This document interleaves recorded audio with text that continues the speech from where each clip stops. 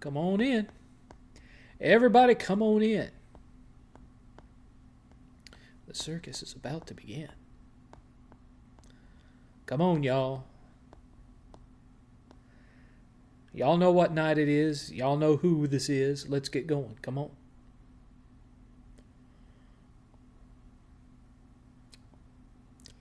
Any day now. Any day now. What's this? Oh, never mind. I see what that is.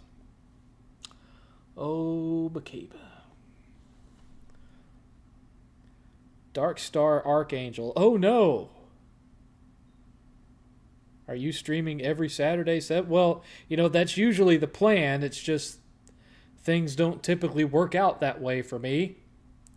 Something usually comes up. Like, I'm taking a risk today, Dark Star. You see, this is my on-call week, which means that I'm on 24/7 on-call with my employer in case something bad happens. And so I have my company cell phone here, not my personal, but my company cell phone, that I have to keep right next to me just in case someone calls that on-call line. And if that on-call line rings while I'm doing the 7th cast, I got to turn it off, no matter whether I'm an hour into it, 15 minutes into it. If that phone rings, I got to cut all this off.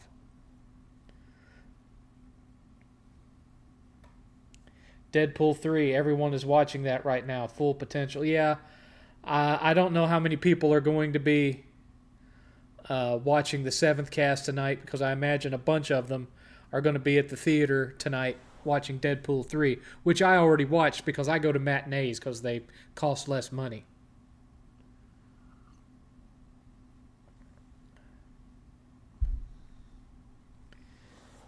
I try to go live. I go live by 10 minutes every time I stream Hi-Fi for Life. What are you talking about?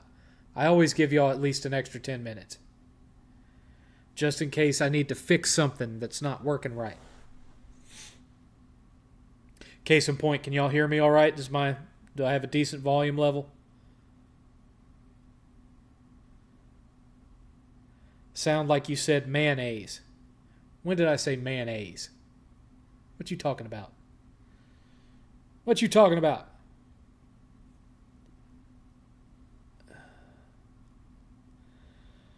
Thoughts on the movie Payback featuring Mel Gibson? Haven't seen it. I don't watch that many Mel Gibson movies. I mean, I like the Mad Max movies, I like the Lethal Weapon movies, and I liked Braveheart. That's pretty much it. And even then, I only liked the first 3 Lethal Weapons. Lethal Weapon 4 was terrible. But this is just you guys know how this show works. This is the prelude before we get started. This is just a little extra that I give y'all to test the waters and make sure I'm not going to have any kind of technical difficulties. Otherwise, I'm just laying back, chilling.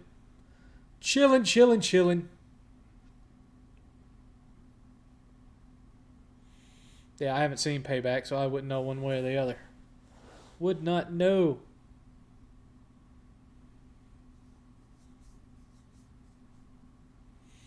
But I did see Deadpool 3. Me and 8th went to see it at the 10:15 matinee, which only cost us $5.50 a ticket.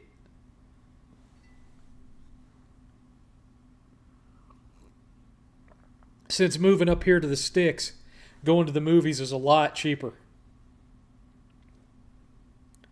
We don't have to pay as much as we did down in Austin. Yeah, it's $11 for both of us to get in, and then, the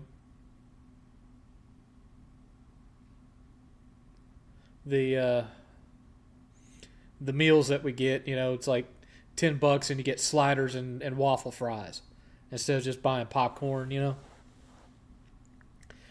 Whereas when we go to the movies down in Austin, you were talking like $65 for the food and another $25 for the tickets. So it was almost like $100 every time we went to the theater down there. Unless we went El Cheapo and went to the Cinemark, and even that's more expensive than what we do here. It's way better here. I mean, it's not as nice as going to the Alamo, because at the Alamo, they'd come to where you're sitting, take your order, and bring the food to you. At this place, you have to order your food, register for your seats, and then you have to wait for them to make the food. They put it in these trays, and you have to carry your tray into the theater. It's not as nice, but, it's way cheaper, and the food quality's good, so it's been a fun time. As far as the game room here, 8th's game room upstairs is pretty much done. His is pretty much set. He needs to install more games on his arcade cabinet, but other than that, his game room pretty much ready to go. This one still needs a little bit more work, mainly because I don't have an arcade cabinet right now. Arcade cabinet in the garage, no worky. And, depending on what model I buy, it's going to be at least $2,500, and I don't have that right now. Not even close. And some of the ones that are out there get upwards of $6,000 to $10,000, depending on what all you want on it. I mean, absolutely ridiculous. And that's not even talking about shipping yet. So, I even considered going cheap and just getting another At Games Ultimate like what 8th has, but get the newer model. It's got a slightly bigger screen. I even thought about that, but no, I want at least 32-inch screen. So, we'll see. If you like Sean Connery movies, what's your favorite Sean Connery movie? Probably The Rock. What is your favorite video game ever? Link to the Past. Link to the Past. We will get going here in another 3 minutes. I wish I had some little intro, that I could kick on to signify the actual start of the show. Kind of like Pat Contry has his "It's to See You" podcast. I wish I had some little intro, even if it was just 2 or 3 seconds, just to trigger it, when the show starts, but I don't. Music I can do. I can do music all day long. But graphics and all that kind of stuff, I'm terrible at it. I'm absolutely useless when it comes to video effects. Hi, Ultra Steel. 2 minutes till the start of the show. This is the pre-show. Pre-show.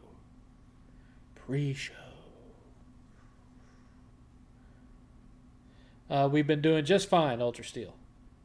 Well, not 100% fine. I've been having some problem with my left foot this week. I will randomly get a almost kind of a burning sensation across the bottom of my left foot. I don't know if that's a diabetic thing or what that is. But, it's been going on for the last 3 days.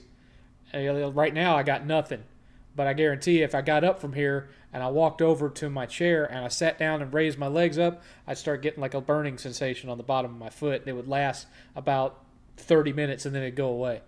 I don't know what, maybe I've stepped down on it wrong and I've done some nerve damage or pulled a muscle or something. I don't know. What weird dream do you remember well? I've told that story before, Dark Star, but weirdest dream that I have is I'm floating in a kind of a gaseous abyss. This void of purplish, reddish gas that's flowing around. I'm floating in a nebula in space, and I'm hearing all these screams around me, people screaming. And every now and again, I'll hear something fly past behind me or fly in front of me, but I can't see far enough out into the gas to see what it is. But all I can hear is people screaming. And then I wake up. Luckily, I've only ever had that dream maybe 3 times in my entire life, but it is a recurring one. Anyway, it is Saturday, July 27th, 2024, 6 p.m., and this is the 7th Cast. Greetings and salutations. As always, I am your venerable host, your friendly neighborhood 7th. 8th is upstairs, but he is in the chat. or at least he was a moment ago. And we went to see Deadpool 3 today. And I'm not going to get into spoilers, but that is the most fun that I've had at a Marvel movie in a long time. It was excellent. It was absolutely excellent. I have no complaints about it whatsoever. It does have a lot of nostalgia, a lot of cameos, but not your typical kind of blink and you'll miss it cameos. Oh no. Oh no. The cameos in this, they are actually involved in the plot. So you get a good several minutes of all but maybe a couple of them. And I'm not going to spoil them. I'm not going to spoil them because I know a lot of you haven't had a chance to go see it. But holy shit. Yeah. Some of them, don't read on the internet. You'll spoil yourself. You'll want to be surprised by these. Trust me. Especially one in particular. I wish I could talk about it, but I don't want to spoil it for y'all, so I'm not going to talk about it. But everything about it was great. Music was great. Plot was great. Acting was great. The action was top notch. It's, it is a film that delves a lot with multiverse and all that stuff. So if you didn't like Spider-Man No Way Home that kind of thing, you may not like this because it's a lot of that kind of thing. I guess you could also, in that regard, say that it's similar to The Flash, only it's way better than The Flash. But I will say this, and I said this on Twitter earlier, Ryan Reynolds with this movie has done for Marvel what The Rock thought he was going to do for DC with Black Adam. It just resets everything and rejuvenates everything. It was almost like a soft reboot in some ways. And that's the one spoiler I will give. And I can't believe Disney let him do this, but there is a scene where Deadpool is about to get in a big fight and he tries to stop everything and he's like, guys, can't we just back off of this multiverse stuff? It's obvious that it doesn't work. Nobody's liking it. This is just causing problems. Can't we just step back from this? And he's basically saying, let's just ditch all this multiverse crap. And the fact that Disney let him do that is, he rips on Disney constantly through the whole film, breaking the fourth wall and ripping on Disney, ripping on Fox too. But Hugh Jackman, fantastic. I'll go so far as to say that he did some of my favorite acting of his in this movie. There's actual heartfelt moments with Wolverine in this movie, where you get a little bit of the feels for the old Logan. It's good, man. It's good. If you haven't had an opportunity to go see it, go see it. In fact, why are you watching me for? You should leave and go see it now. It's good. It's good. I can sit here and just talk with no audience for 3 hours. That's fine. I know y'all watch the remake or the replay. Let's see here. I dreamt that a robot pilot was trying to fire a missile, and his computer said, "Firing missile in 3, 3, 3, 3, 3, 3, 3, 3, 3," and the pilot said, "Shut up." That sounds like something out of an anime. Thoughts on GTA 4? I didn't play GTA 4 that much. I played it for 10 minutes. I didn't like it.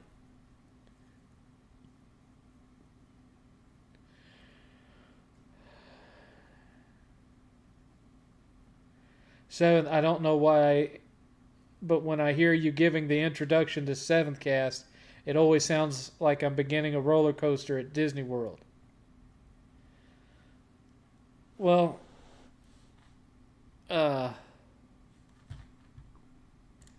I think that part of that, you got to remember that I used to work. Uh, I used to work at Disney World, you know, and not Disneyland, uh, but Disney World.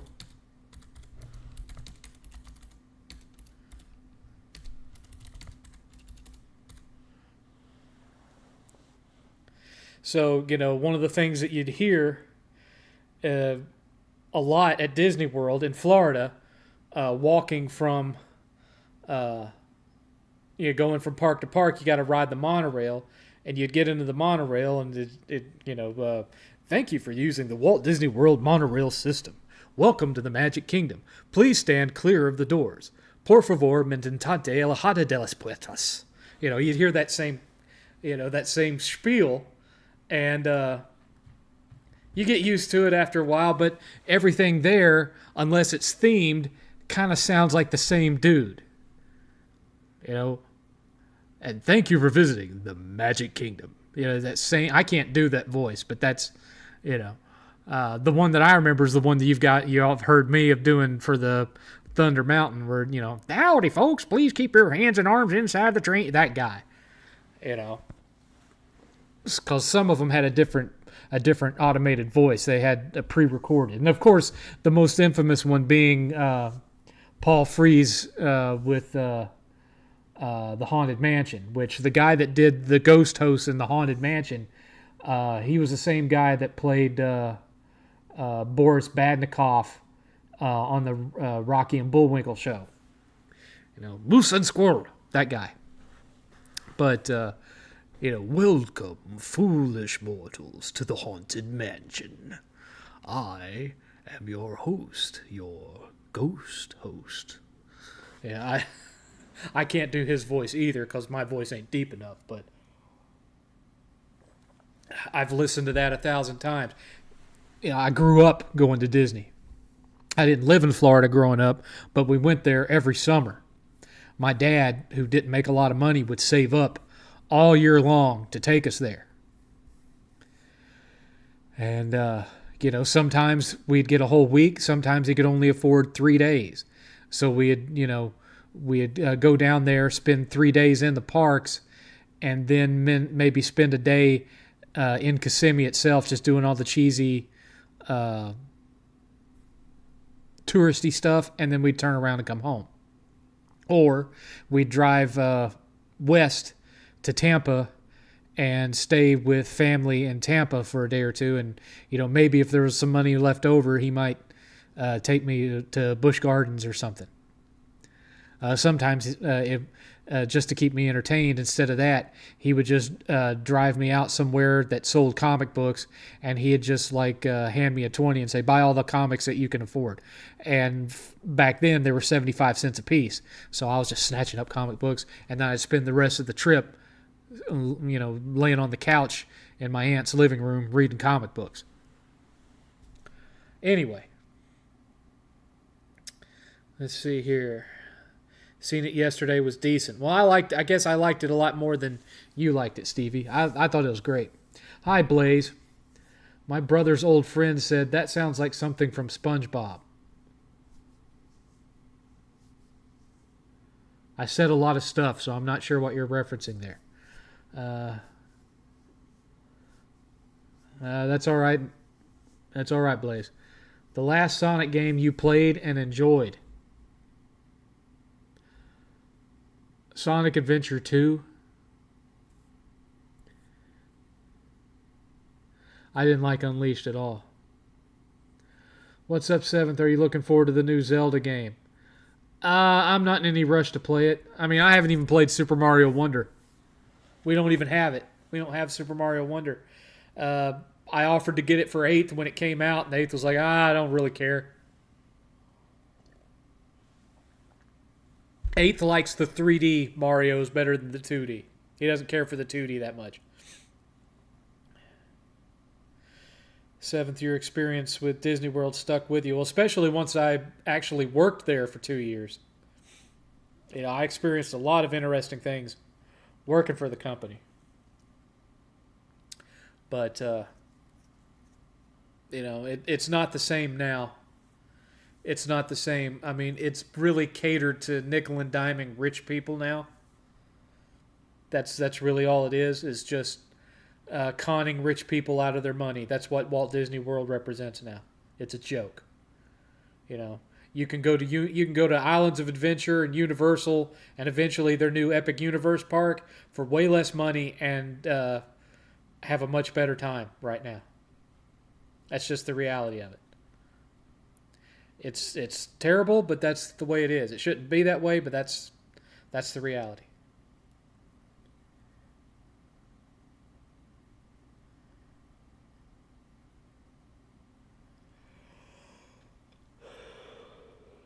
I mean, look how many rides, how many new rides Disney has announced over the last couple of years versus how many they actually built. So every time you turn around, they're canceling something. They were supposed to put a Mary Poppins ride in the London Pavilion in Epcot, or the United Kingdom Pavilion in Epcot. They didn't do it. Didn't do it. They were supposed to build this great big raised platform atrium thing at the tail end of the courtyard of Spaceship Earth, where people could actually go up there and be on this raised platform to watch the fireworks show and all that. They didn't build it. They didn't build it. They half-assed the majority of the Epcot improvement things that they said they were going to do. The two exceptions being that the Guardians of the Galaxy coaster and the Ratatouille ride. The rest of it they kind of half-assed. It's sad. I would have preferred that Epcot stay the way it was and just update the rides with new effects every now and again. That the first part of it is Future World, where it's all about having almost a kind of a walking through Star Trek kind of experience and witnessing new technologies and new advancements in science and blah, blah, blah. And then the World Showcase. I mean, when was the last time they added a new country to the World Showcase? It's been forever. Look at all the countries they've said that they were going to add that they never added. They were going to add Russia. They didn't add Russia. They were going to add Mount Fuji roller coaster to the back of the Japanese pavilion. They didn't do it. They were going to add Israel. They were going to do an Israel pavilion. Didn't do it. Gee, can't imagine why. It's because the minute they built an Israel pavilion at Epcot, you'd have people protesting it, even back in the 80s. It just is what it is.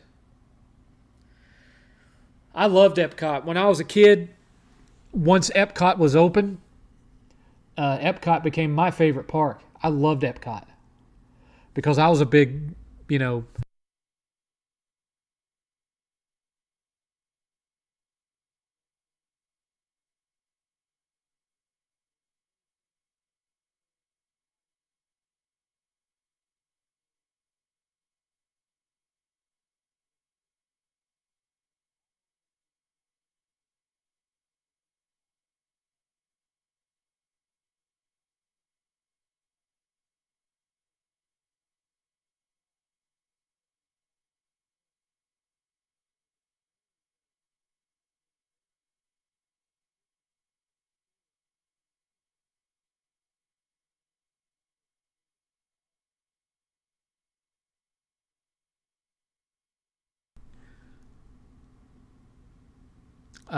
okay, so any Japanese merchandise like that, anime, manga, all that, very niche. You had to go to very specific stores during the 80s to find anything like that. But if you went to the Japanese pavilion in Epcot, you go to their gifts. You're a little bit behind. I just turned it back on. You could go to that store in the Japanese pavilion and you would you'd see all sorts of stuff. They'd have all sorts of anime and manga stuff and Japanese toys and stuff like that. And they had some of that in Future World too. Used to, you could go to Future World and there was a store in one of the Communicore buildings, and they tore one of the Communicores down now, so it's gone. But you could go to a store in one of the Communicore buildings. It was called the Centaurium, and originally it had 2 floors, and you had to take an elevator up to the second floor. And on the second floor, they had a whole section devoted to Japanese toys and anime and manga stuff. And so I bought my very first Voltron toy there.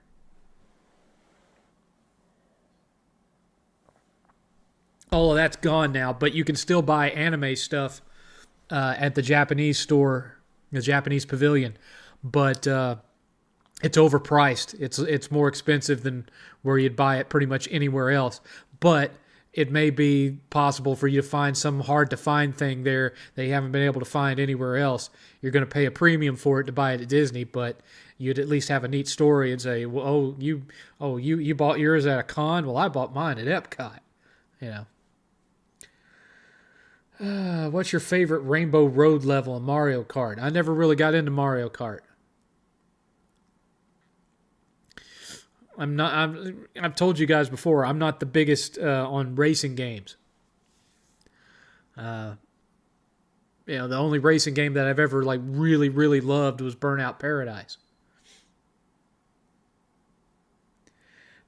I have both Socket and High Seas Havoc video game lover. I have them both. Thoughts on the Alien vs. Predators movie? First one was good. Second was garbage. I wasn't particularly fond of either one of them, Nicholas. I thought they both kind of stunk. That's just me.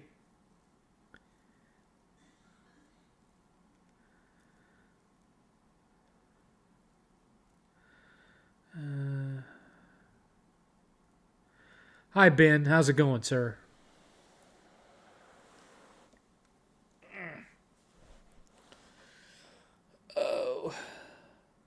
But yeah, we've got a few more things left to do in here. I want to get some kind of a light fixture across here. Something that I can mount on the wall that'll cast some black light this way. I've kind of run out of funds for the time being for fixing things up. Hence the, But I want to do that. And there's a couple other odds and ends. And once we get those things squared away, which me and 8th were planning on doing some more stuff in here tomorrow. Once we get it to a point where, there's literally nothing else we can do aside from the arcade cabinet and maybe the lights that I want to put up here. Once those are the only 2 things remaining, then we'll film the game room tour video. 8th room is ready to go. He's all set. But there's still some stuff left to do in here. Socket is so-so. I think I actually liked High Seas Havoc better than Socket. 7th, do you think Universal Studios is much swifter with adding rides to their parks? Absolutely. Absolutely. High Seas Havoc is not easy. It's not an easy game. From Chris G, I remember when I won a contest for a free trip to Disney World in 2001. I ended up getting stuck in Orlando because that trip just so happened to take place on September 11th, 2001. Yeah, I was working. I was working at Disney not long after that happened. It was not long after that happened. I started working for them the year after in 2002. And, so I wasn't there to see how it was at the time. I do know there was a gentleman who had a heart attack and died at their call center. $5 from Dark Star. What'd you say here? The job you had the most fun with and the job you had the least fun with. Well, I guess the job I had the most fun with was Disney. Because that was the job that allowed me to have, free access to the parks whenever I wanted it, and half off of a bunch of stuff whenever I wanted it. And so it was basically like I owned Disney World, and I could just come and go as I pleased, which was pretty cool. Least fun that I ever had at a job was probably this telemarketing job that I only lasted one day at. I think I've mentioned it before a week or two ago. It was terrible. Just reading off a script, selling coupon books.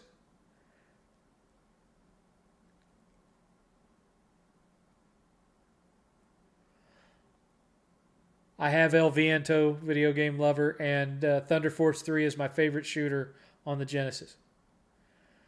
Gaiaris is a lot harder than Thunder Force 3, but I don't care. My favorite is Thunder Force 3.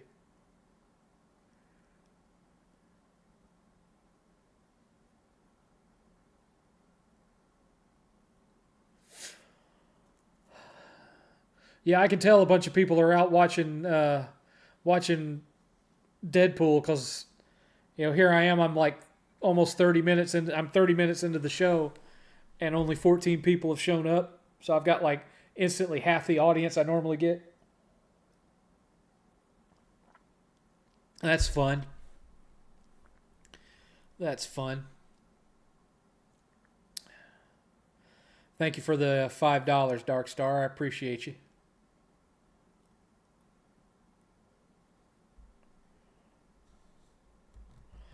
Thunder Force 4, you mean Lightning Force? Oh, wait, Lightning Force. It's misspelled. I like it. I don't like it as much as 3. I'm Alpha Omega Sin got mad at me when I said this, but I still hold this opinion. I think the music in 3 is better than the music in 4. 4 does have more of a heavy metal sound, so I understand why Alpha Omega Sin prefers it. But I think the melodies and the harmonies in the songs from Thunder Force 3 are more memorable. I can still hum songs from Thunder Force 3. I can't hum anything from Thunder Force 4.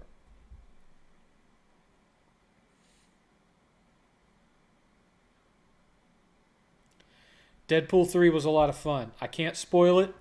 There's way too much that goes on in that movie that I would be ruining so many surprises to talk about those, but it's worth the wait, Alaskan dude. Go see it.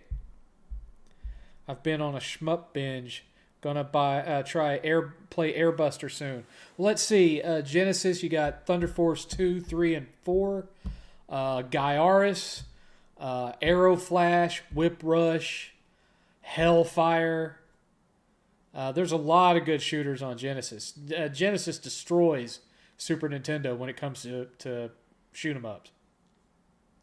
It's not even close.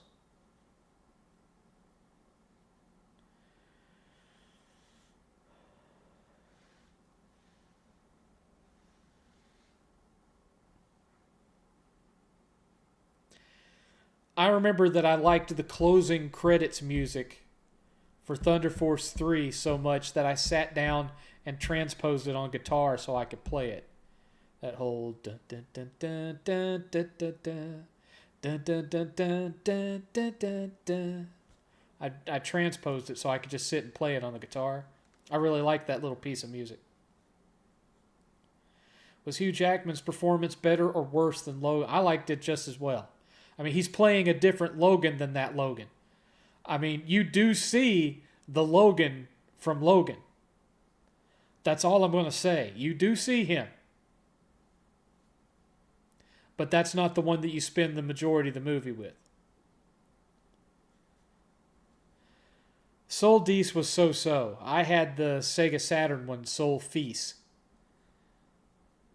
which was the same game, just with, CD quality music. Might have had an extra level in there, I'm not sure.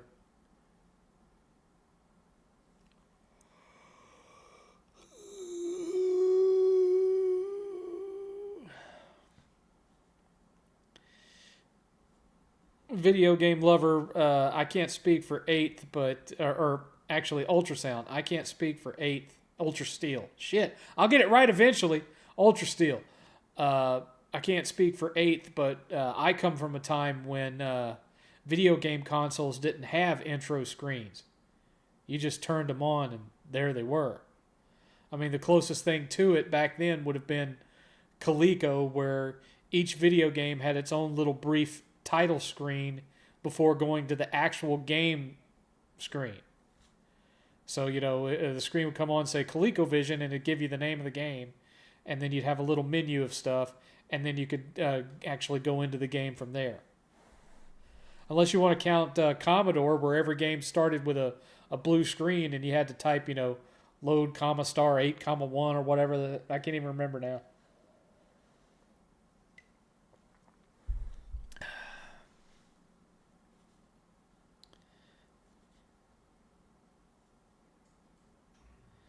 I don't give credit to Disney, mostly Ryan Reynolds. It won't save the MCU. Well, it's kind of a soft reboot of the MCU in some ways, at least insofar as the whole multiverse mess. And the way this film went, I don't even know if they're going to recast Kang the Conqueror or just abandon that whole storyline. I don't know.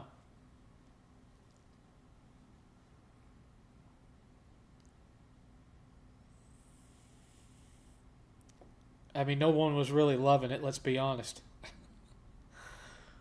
Thanos, he was not. And really, Disney just didn't have the understanding that a lot of people were simply not watching their Disney Plus shows. And so they'd go to these movies that were making all these references to the Disney Plus shows. And it's like, what the hell is all of this? And they did it in the Wolverine, the Deadpool Wolverine, because a lot of the plot has to do with the TVA from the Loki show. And it Ryan Reynolds understands that a lot of the people that go to see these movies don't bother with the Disney Plus shows, because at one point he's like so, and the guy says, well, we're the TVA, the Time Variance Authority, blah, blah, blah, blah, blah. And Deadpool kind of turns to the camera and says, from Loki, seasons 1 and 2, available on Disney+. So he gets it, that one of the things that's really negatively affected these movies is how much they rely on plot points from shows that a lot of the audience would not have watched. I think it was actually smarter the way they were doing it with Agents of S.H.I.E.L.D., where Agents of S.H.I.E.L.D. had its own kind of disconnected plot that took place in the same universe but didn't really affect anything that happened in the movies. Same thing with the original Daredevil Netflix Marvel shows. 7th, do you like Ben Stiller? I like some of his stuff. Some of it I don't think was very funny. It's kind of hit or miss with me. It depends on who he's working with. I thought There's Something About Mary was funny the first time I saw it. Once you've seen it once, that's pretty much it. I liked the first Meet the Parents. And I liked Thunder and, what was it, Tropic Thunder? I like Tropic Thunder. But stuff like Along Came Polly and a bunch of the other movies that he's made, I just don't care. I liked the first Zoolander, didn't like Zoolander 2 at all. Are you optimistic about the Superman movie filming in Cleveland? I don't know, man. I don't know. We'll see. I'm not super enthused about it. Yeah, I don't think it'll be terrible, but I don't know that it's going to make me think, oh, finally this is what we should have gotten with Cavill and all that. I don't know. Yes, I've seen The Truman Show. I saw The Truman Show at the theater when it first came out. I just got to remember, I'm turning 50 this year. I've seen a lot of movies. I used to go to the movies every weekend, not just every so often. Like every weekend I'd go to the movies. Sometimes I'd watch 2 or 3 a weekend. It just depends. Wait a minute. Magic powers.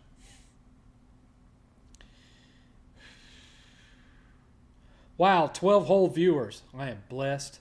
I am so blessed. Yeah, maybe I should have just canceled this one since I'm on call anyway. Maybe I should have just said, hey, everybody, just don't worry about it. I know you're all going to be out watching Deadpool. I'll see you the following Saturday. That's probably what I should have done.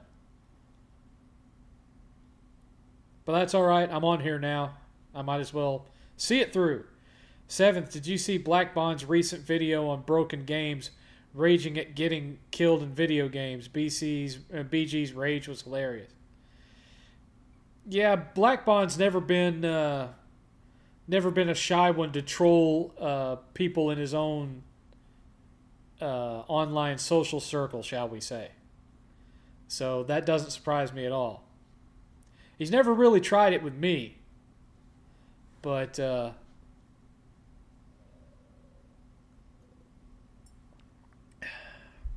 because he knew it was me.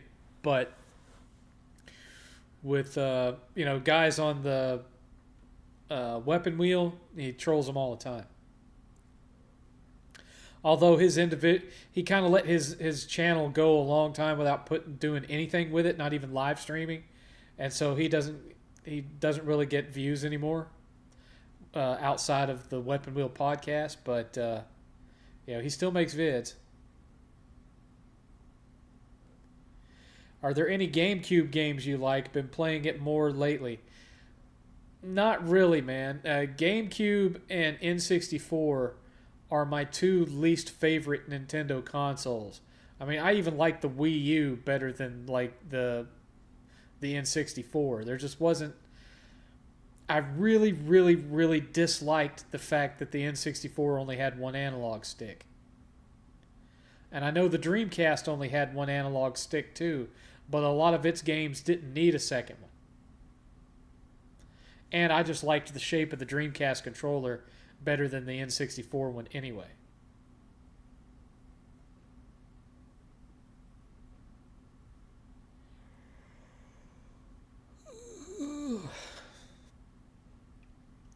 Man, y'all are just not feeling it tonight, huh? I got the same 4 or 5 people asking questions. How is Alex? Alex is with 8th. She is being a good girl. I can't let Alex in with me a lot during these shows, because if I did, she's constantly wanting to be up on my lap and up in my face, and she's an affectionate little thing, and she's constantly starved for attention. Even though we give her all the attention in the world, it's never enough with her. If she's in the room with me, she wants to be right up here, laying on my chest. Hi, Nick Neal. One can always hope, Alaskan dude, but I don't know, man. I don't know. I don't know how likely that is. I can't type much. I'm driving. Well, okay then. Alrighty. That's just fine. That's great. Super. But yeah, in regards to the arcade cabinet, I've been looking. Have I talked about my channel plans yet? No. I basically put that in the title because I couldn't think of anything else to put. And so that was what I was, going to put a new sign up here. Going to put, eventually an arcade cabinet there. More shelving and blah, blah, blah. And, I want to do this kind of video, but I don't have the means to do it. And I've kind of talked about that kind of stuff already. Earlier today, me and 8th talked about the possibility of us doing some co-op gameplay and filming it and just trying to, piece together the funniest bits of us having a gameplay session together and maybe doing some of that. Not exactly a Game Grumps kind of thing, but, just him and me clowning around in co-op and seeing what happens kind of thing.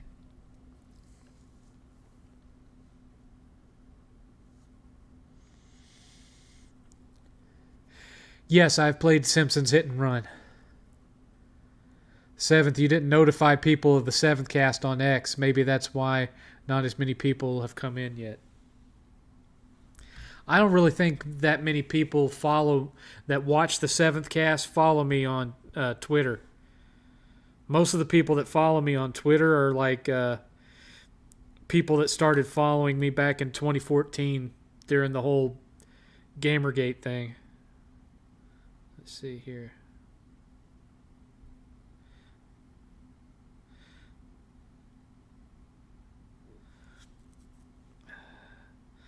I guess I can go ahead. Hold on just a second. Let's see here.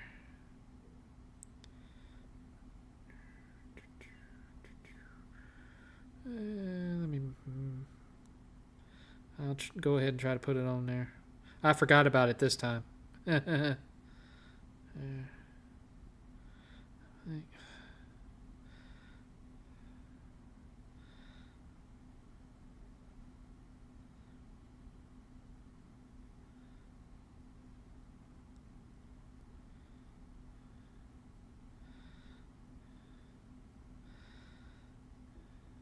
There we go.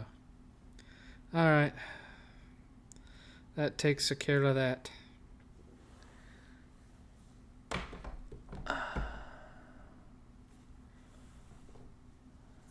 A lot of people have been playing older games, Nick. There's been some news articles about it that like 60% of all gameplay that's being registered this year and last year are games that are 6 years old or older, that kind of thing.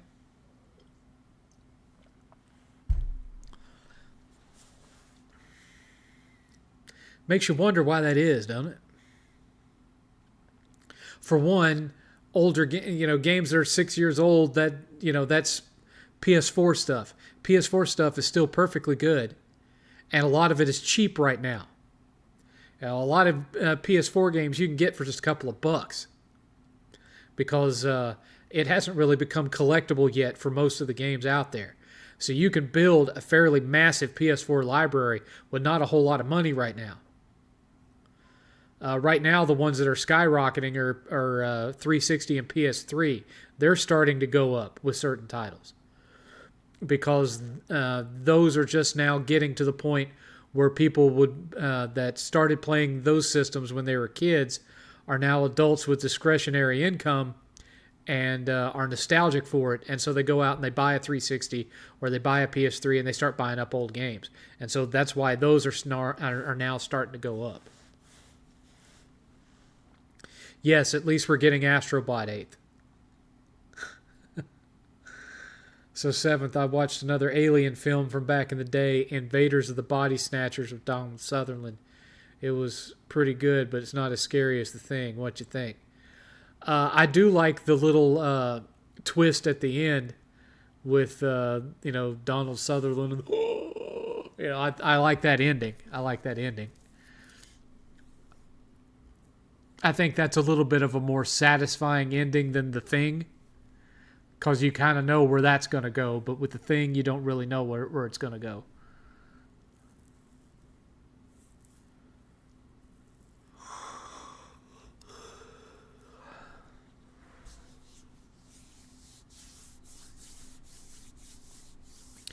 I can't really think of anything else that's coming out in the summer movie theater wise that I would want to pay to go see. Deadpool and Wolverine was like the last one that I was aware of. It was Twisters and then this one. And so now, from now until like September, I think, there's not really anything else I care anything about.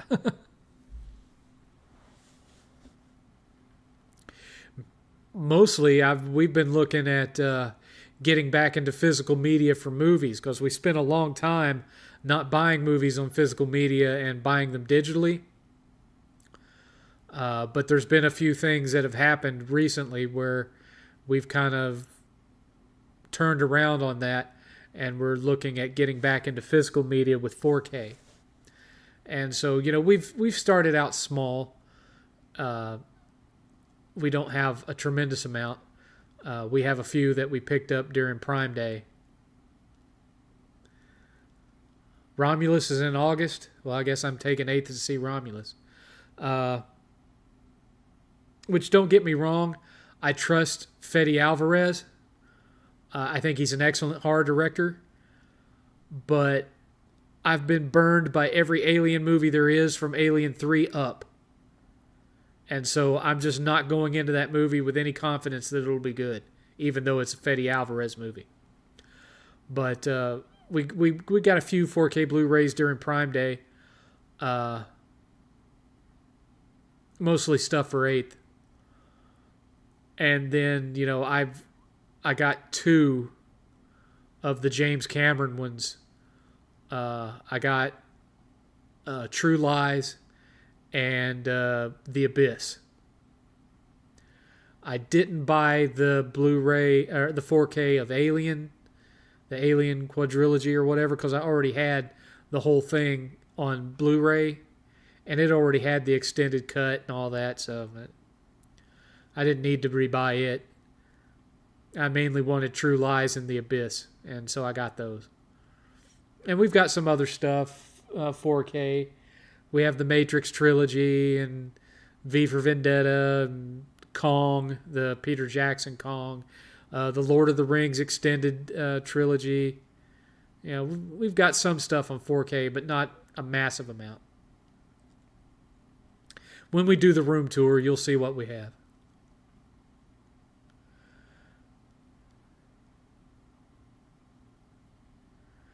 Did I watch ECW back in the day? Not that much, because it wasn't really available. During that period, I was living in Jacksonville, Florida, and there weren't that many. It wasn't really carried out there very much. And the channels, when you could get it, they had, at one point, they were on one of the sports channels. I can't remember which, but they were only on at 2 and 3 in the morning. And I didn't want to stay up 2 and 3 in the morning to watch ECW.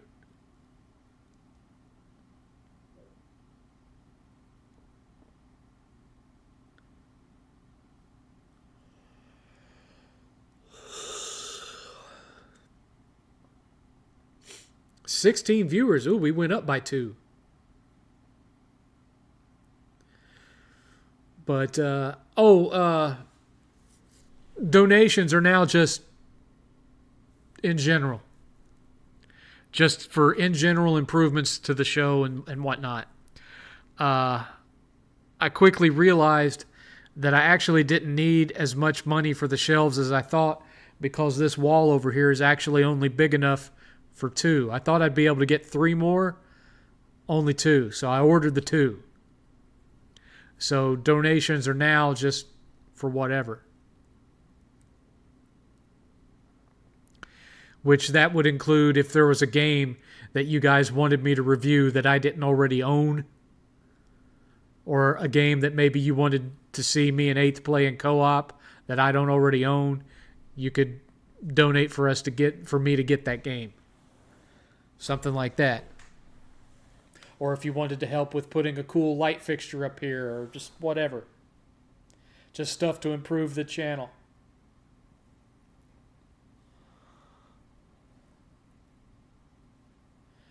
Seventh, you want to know, from Alaskan Dude. 7th, you want to know something crazy? I've never seen Lord of the Rings. Wow. Okay. I'd like to have a setup here with my little Steam Deck where I could grab one of these comments and make it appear on the screen like I'm highlighting it. I know it can be done because I've seen several YouTubers do it, but I don't know how to do it. I'd like to figure out how to do that at some point. But for now, just mentioning them is good enough. Mentioning them is good enough for me. 7th, thoughts on the first Beetlejuice film. I liked it, but boy, am I surprised with its PG rating considering some of the stuff they got away with in there. Beetlejuice is not one of my absolute diehard favorite Tim Burton movies, but I do like it.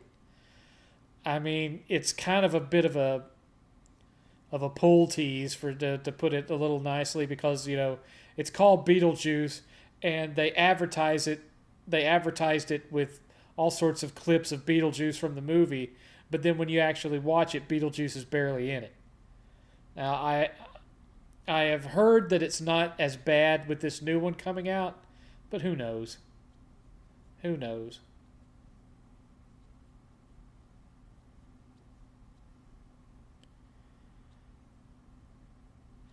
Drinking beer and eating Cheetos. That sounds like an explosive combination, Slinky, and it appears you deleted your comment there. Well, okay, Slinky, I don't know why you found eating Cheetos and drinking beer to be that embarrassing that you would delete your comment, but happy trails there, son, I guess. 7th, what's your favorite food? Steak. Nice, juicy prime rib. Love it, can rarely afford it. When I do get it, I go down to it's so embarrassing. I live in Texas. I go get prime rib from the Texas Roadhouse. Instead of like an actual, locally owned and operated Texas steakhouse, I go to the Texas Roadhouse. I go to a chain to get prime rib. And that's because the one time since we moved here that 8th and I have gone to a locally owned steakhouse.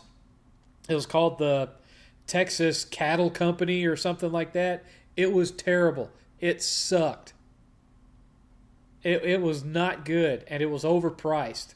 And me and 8th never went back there.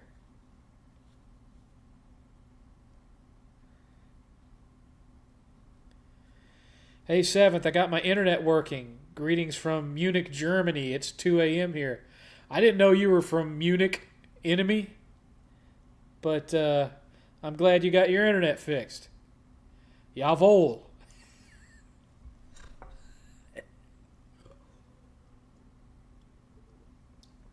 Guten Tag. Sprechen Sie 7th? I think 8th is more knowledgeable of my next question. Well, gee, thanks. But of course, you can chime in, of course, 7th. I have no idea. No, literally, that's what it says. I think 8th is more knowledgeable of my next question, but you can chime in, of course, 7th. Wow. Just wow. I am wowed by that question. Oh, Slinky is back. Hi, 7th and 8th. I'm drinking beer and eating Cheetos. Cheers. Why'd you delete it the first time? 7th, if you do decide to abandon going to movie theaters, do you have a home theater setup already installed? No. I have that 70-inch TV you see back there and a Sony home theater sound bar with a subwoofer. I don't have surround sound speakers and all that. 8th has all of that upstairs. 8th has home theater. I don't have home theater. Because I spend more money on 8th than I spend on myself, see. That's what dads do. That's what dads do. That's why I bought $300,000 house instead of just renting another house.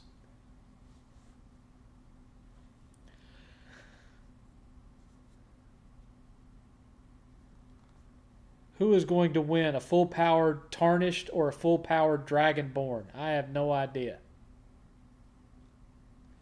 8th would probably answer that. I'm from Oregon and I'm in Germany right now. Oh, well, why didn't you say? Sheesh. You goonie.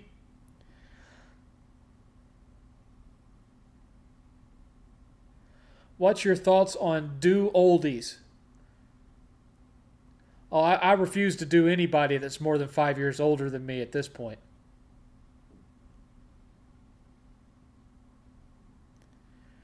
Greatest Hulk Hogan match. Probably his matches in Japan. Because you try to go back and watch a Hulk Hogan match from the U.S. now, it's painful. But some of his Japanese stuff was pretty good.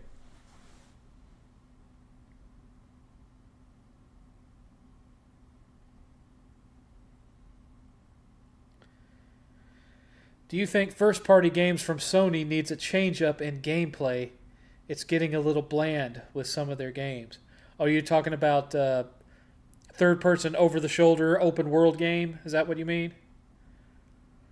I mean, as long as it's got a compelling story and the gameplay is properly differentiated from everything else that they're doing, I don't have a problem with it. Like, Ghost of Tsushima is a big open world third person game, but it doesn't play anything like God of War or Horizon or Spider-Man. So I'm cool with it. As long as it differentiates itself in the gameplay, I don't care. But I will say that I much preferred Sony during the PS3 era, where they were putting out their own Japanese RPGs. They were putting out, just good first-person and third-person shooters. They're, more racers than just Gran Turismo. Platformers still, they were doing more. They were taking risks. They didn't, they were willing to put out single A and double A level games on top of their big triple A stuff.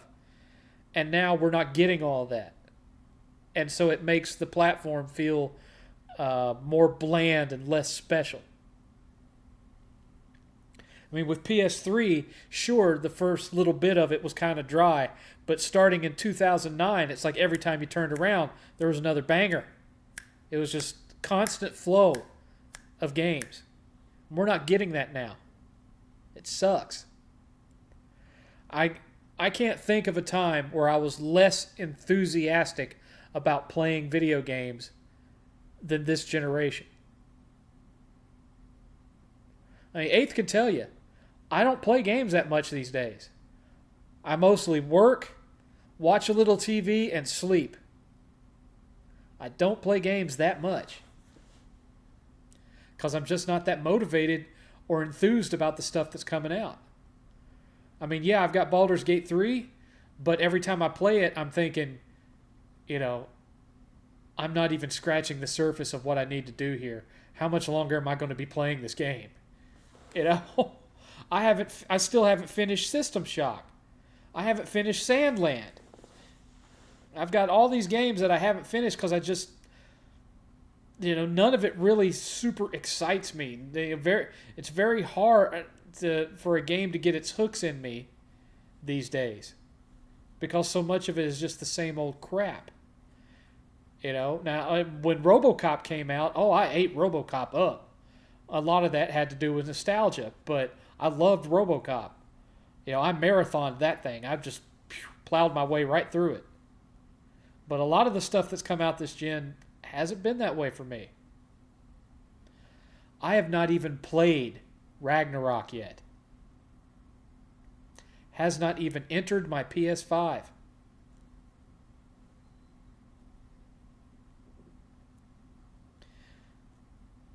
I meant to say, what's your thoughts on DK Oldie? Oh, yeah, I don't trust DK Oldies. I've never ordered anything from them, and I never will. I don't like ordering used stuff online if I can avoid it. I prefer to go to a store, a locally owned store, where I can actually see the condition of the product, because it's a crapshoot when you order from eBay. You order something from eBay or a place like DK Oldies, they say they recondition everything and they refurbish everything, but you're running a 50-50 shot of getting a piece of crap with a torn label or a cart that doesn't even work because they didn't bother to test it, etc., etc. Do you think we'll ever see Uncharted 5? I'm kind of doubting it, and if we do, I feel like it's going to be from some third party, some other first party company within Sony and not Naughty Dog.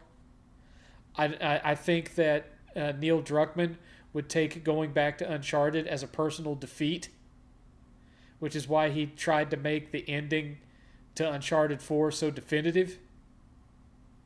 Not before he got his DEI inclusion game in there with Lost Legacy, but you know, I think that he now sees Naughty Dog as his company, and that means The Last of Us and whatever new games that he comes up with.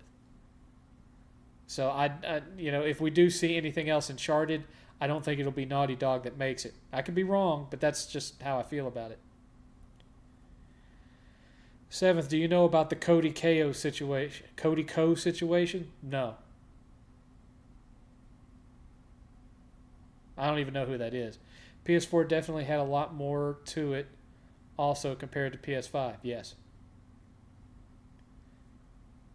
There are no speed limits in Munich, and almost everyone has a BMW or Mercedes.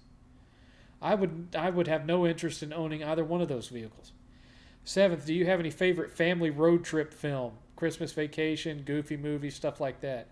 Probably Christmas Vacation, even though most of Christmas Vacation takes place in the home. So I think in that regard, my favorite would be the original Vacation, because you get to see the Grand Canyon, you get to see Six Flags. I think it was Six Flags Magic Mountain they used for it. It was one of the Six Flags out in California for Wally World.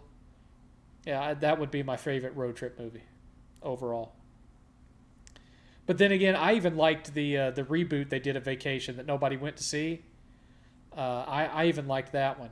There's some stuff that really makes the only Vacation movie I didn't like was European Vacation, because it doesn't feel like any of the previous ones. I just don't like European Vacation at all. To me, it's cringy. It's not funny. And I'm saying that having seen Vegas Vacation, I like Vegas Vacation better than European Vacation.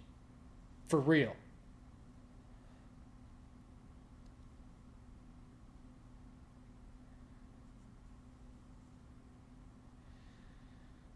Uncharted 5 would probably have Drake's kids as the mains and Drake as an elderly sidekick. I think if they were going to try to continue it, they would either do younger adventures of younger Drake to go along with the movies, or they would make it about Sully and Drake's brother Sam. Do you know about the Mr. Beast situation? I'm aware, but I don't watch Mr. Beast. I don't watch all that crap. Do you have a bias against European cars? I just think they're overpriced. I'm perfectly happy with my Challenger. Thank you so much. Do you like Seinfeld? There was one or two episodes I watched of it that I thought were good, like the Frogger episode, and the No Nut November challenge. Basically, is what it was. There's a couple of episodes there that I thought were funny, but for the most, it wasn't something that I went out of my way to watch it every week.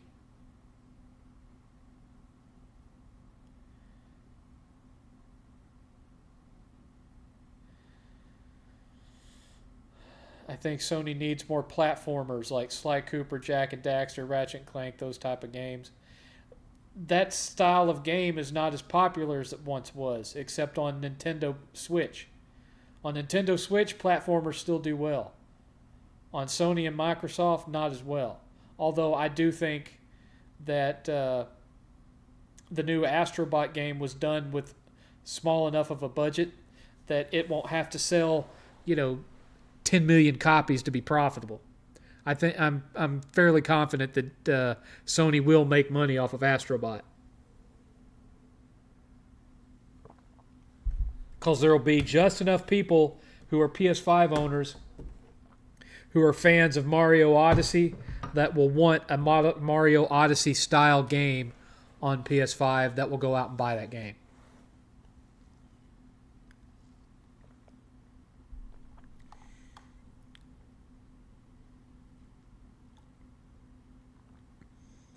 This water don't taste right.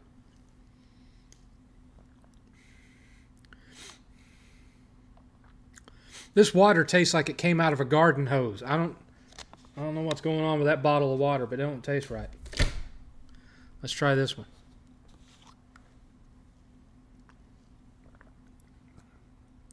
This one don't taste right either. This one tastes the same way.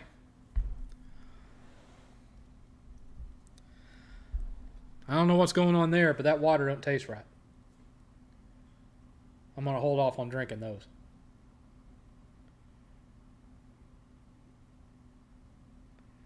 I need to see those vacation. Oh, wait a minute. I wasn't paying attention.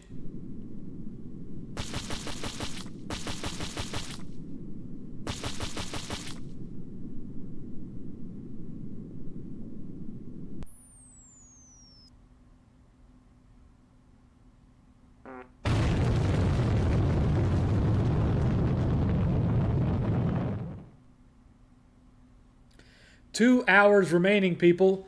There are 2 hours remaining. We've had one single $5 donation.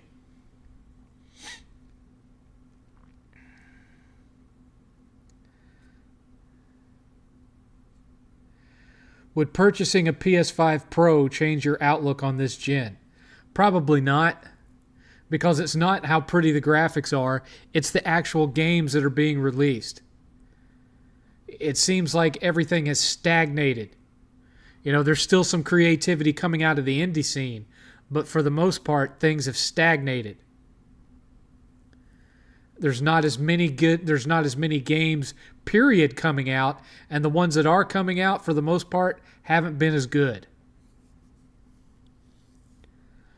I don't know, man. I don't know. It may get to where I just stop buying new games and I start spending my fun money all on used stuff. I mean, it'd be a lot easier for me to shell out $3,000 for a copy of Little Samson if I'm not buying every new AAA release that comes out, you know?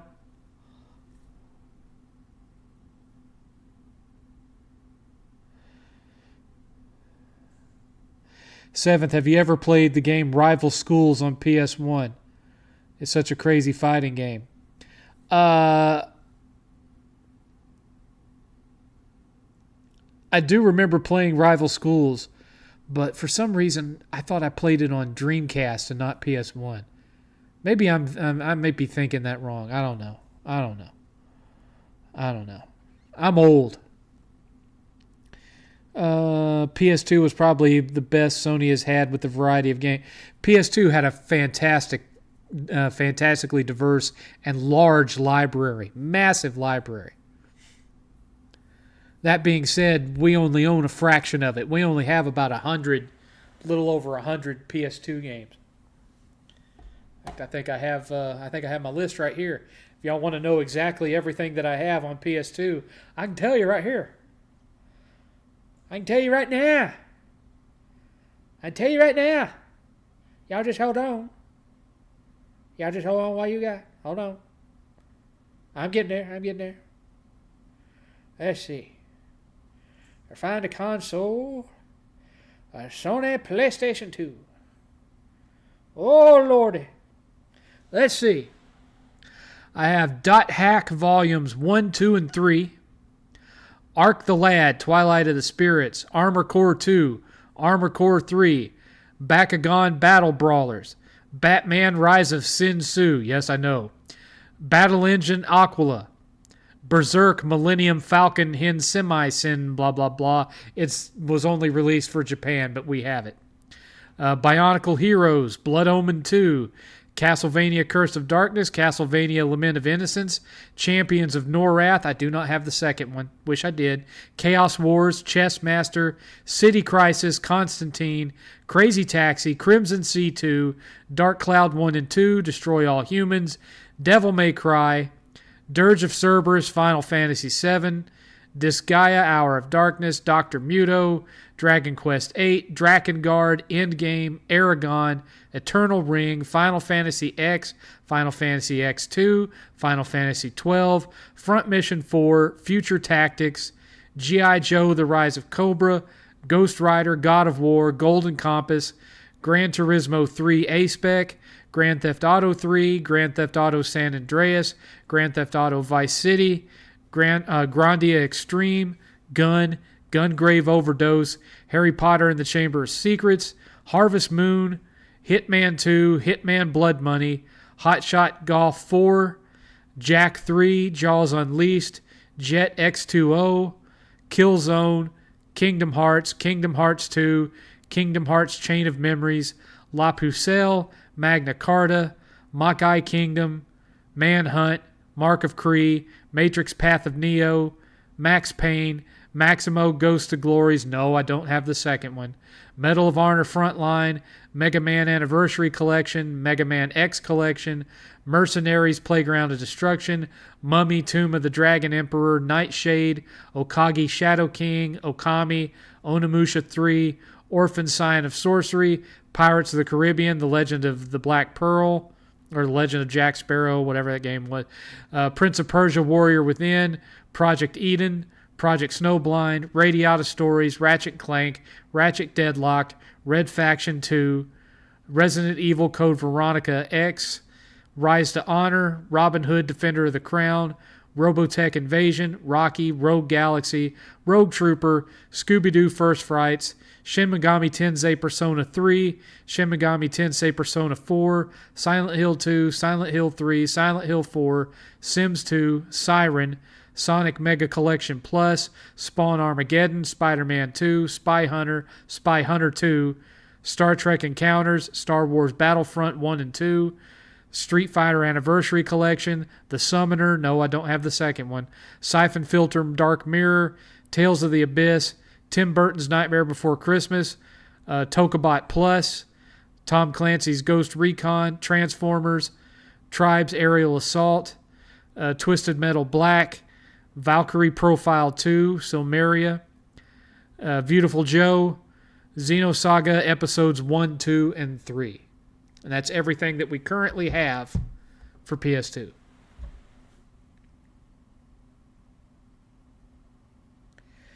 Seventh, do you think Will Smith was in the wrong by slapping Chris? Well, yes. You've asked me that before, when it actually happened. I heard the other day that video game voice actors are going on strike. Wouldn't surprise me. Have you ever heard of a Mister? It comes preloaded with old 8-bit and 6. Yes, I've heard of Misters.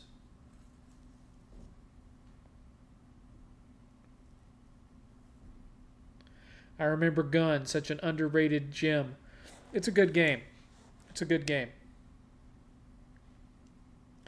I mean, currently, my overall collection spread across all systems is physically, not talking about games that I've bought digitally, because I do have some of those, but physically is 2,421 games, which is why I need more shelves, because those back there, they're not full, but they're getting there.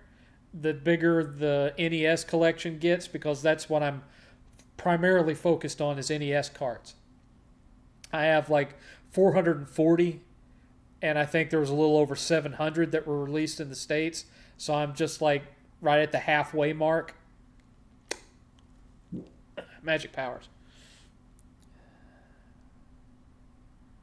Why are video game voice actors going on strike?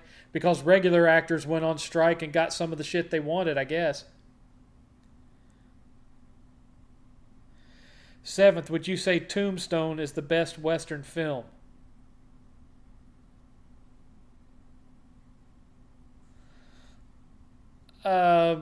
Probably the best of the more modern films. I don't know if it's like the best Western ever made.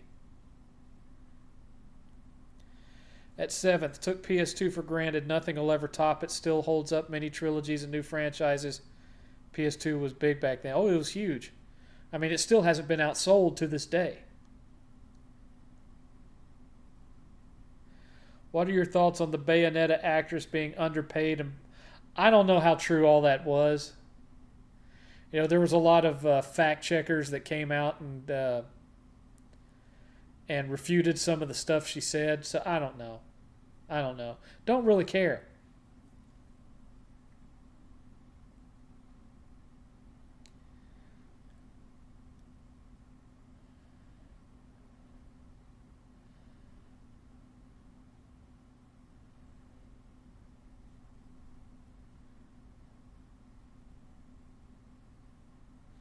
Well, the questions just kind of went.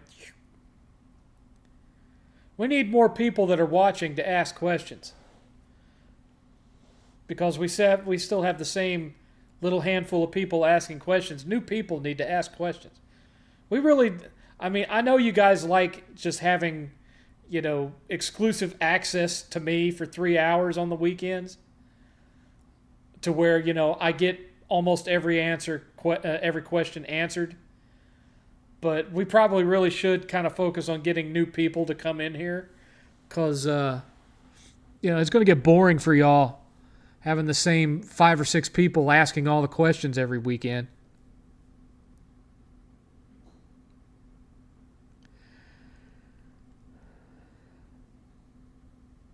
You didn't like Stargate Ultra Steel?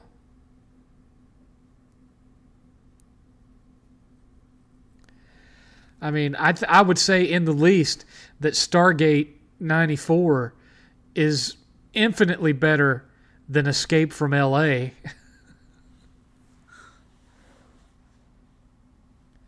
Escape from L.A. was pretty hard, bro.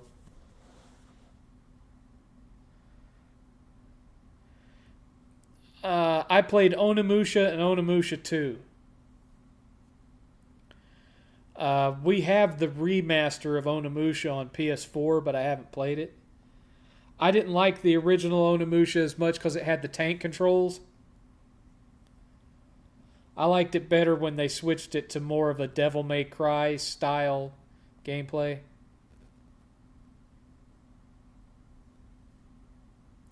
Well, alright, Ultra Steel. You want to have a fun experiment, though, Ultra Steel? Get you 2 TVs, set them up side by side. On one of them, put on Stargate, and on the other one, put on Walt Disney's Atlantis: The Lost World. And watch the first few minutes side by side. Have fun with that.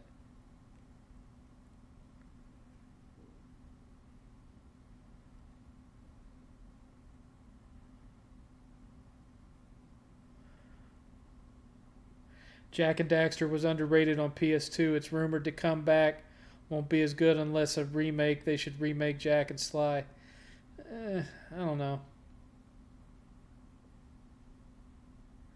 Why not play some VR games? I'm not sure that I could.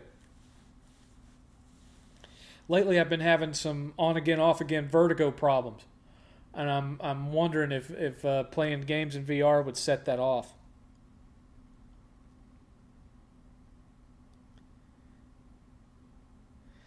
Escape from LA is pretty bad. It's one of those. It's one of those so bad it's good movies, but more bad than so bad it's good. You may watch it and think it's hilarious. I think it's just bad compared to the original film, anyway.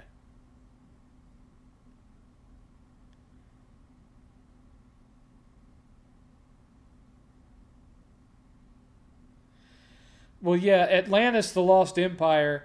It steals some from Stargate, and it steals some from that anime Nadia of Blue Water or whatever, Nadia something or other.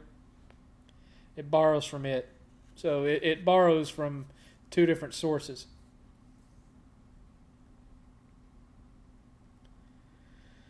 Would you say Boardwalk Empire is the closest thing we'll get to an Eastern as opposed to a Western? I wouldn't know because I didn't watch it. I don't watch a whole tremendous amount of modern TV, man. Because a lot of it I just find to be boring and repetitive and very derivative in its structure.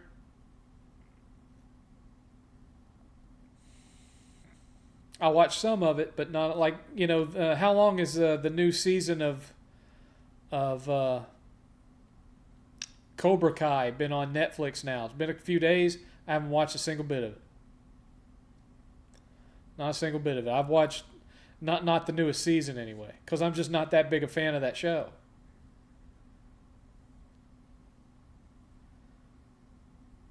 I find it to be kind of corny. It feels like a kid's show. And Ralph Macchio's adult Daniel LaRusso feels very contrived and fake and overacted to me. I like Johnny all right. He's funny. But the rest of it just...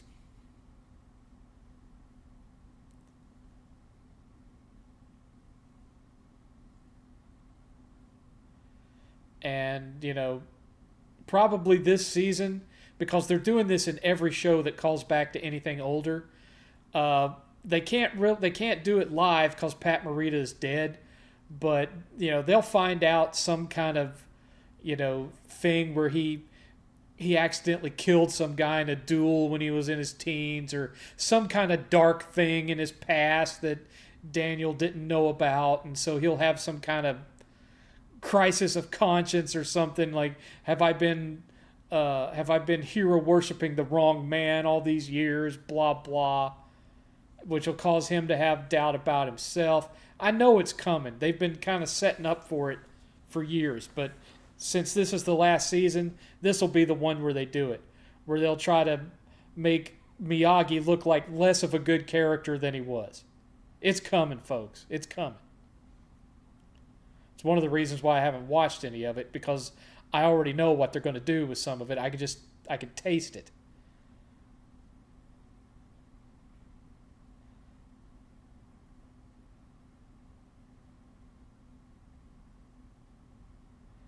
I didn't watch Sopranos. I didn't like it clean frame. Do you find slow motion and fight scenes to be annoying if it's done excessively? Yes. Very. That and shaky cam. I can't stand shaky cam.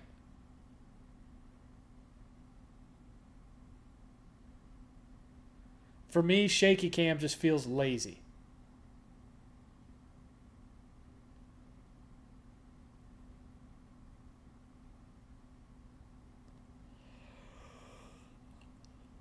The only Sly Cooper game that I didn't like was the fourth one that Sucker Punch didn't make.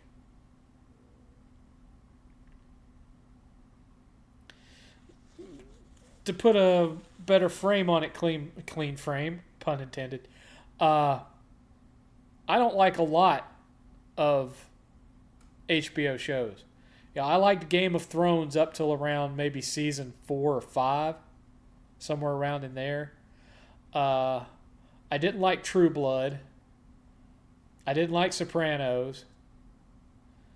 I kind of liked Oz because there was a couple of characters in Oz that I liked, but on the other side of things, it had a lot of male on male sex in that show that I didn't care to watch, but but some of the characterization and the plots in Oz were great. I don't think I ever finished it though. I think I only watched like the first 2 seasons and that was it. So, I haven't really gotten into the HBO original series that much. I vaguely remember, was 6 Feet Under HBO? I remember watching some of it. I think I watched 6 Feet Under right up to the point where dude died of a stroke. He had that narm, narm, narm, narm, narm, narm. I think that's where I stopped watching it.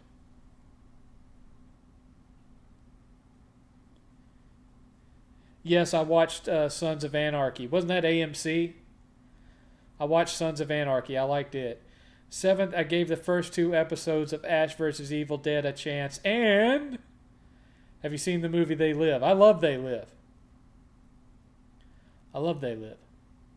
Dude, I love it. It's so campy and fun and nostalgic, which is weird because I've never seen it Looking forward to seeing more. Well, it definitely if you're watching Ash versus Evil Dead and you haven't at least seen, I mean, you don't have to have seen Evil Dead 1, but it would really help if you would go back and watch Evil Dead 2 and Army of Darkness if you've never seen those two films. Then the show might make a little bit more sense. What's your list of games that you want for PS2 that you don't have yet? Oh, it's incredibly long, man. It's incredibly long. I wouldn't. I could. Oh, it was FX. Okay, I could list off PS2 games I want for hours. It's a very, very long list of stuff that I don't have yet that I want. Like, I don't even have any of the original God of War trilogy in physical for PS2. I only have the first Devil May Cry. There's a whole ton of Japanese PS2 games that I don't have that I want. Would you do more Final Fantasy game reviews? I loved your Final Fantasy 13 review. Well, I also did Final Fantasy, let's see. I've done Final Fantasy 13. I did Final Fantasy 15. And I did Final Fantasy Code Zero or whatever that one was. I think those are the only Final Fantasy ones I've done. I didn't review 16. I remember that. All good, 7th. I came prepared when I saw Ash vs. Evil Dead. I saw the first 3 movies before seeing... Okay. That's why after I saw AOD, I asked which Evil Dead property I should see now. Okay. Do you own any Ape Escape game? I think I might have an Ape Escape game for PSP. Maybe. I tried to watch Oz. I couldn't do it. The main character was too much of a coward for me. Gotcha. You said your job was going to keep you busy today. Did everything get taken care of? Well, no. What I meant was that I didn't know if I was going to stream or not because I'm on call. This is my week to be on 24-hour on call for my employer. And so if this phone rings between now and 9 o'clock, I'll have to end the stream because it'll be something that'll probably require an hour or more of my attention to fix whatever comes down the pipe. Have you stopped vaping? Yeah, I stopped vaping like several weeks ago. Quit it cold turkey.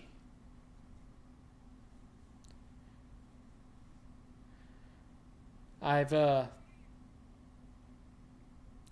what y'all should do. Everybody in here should donate me $1 to congratulate me for quitting something that's like one of the most easiest addictions to quit. I'm so proud of my ability to stop vaping, which I was smoking vape that had nicotine in it. I mean, it was a low-level nicotine. It was 3%, but still. You should do retro game reviews. That would be cool. Well, I'd like to. I tried doing retro game reviews, but y'all wouldn't watch them.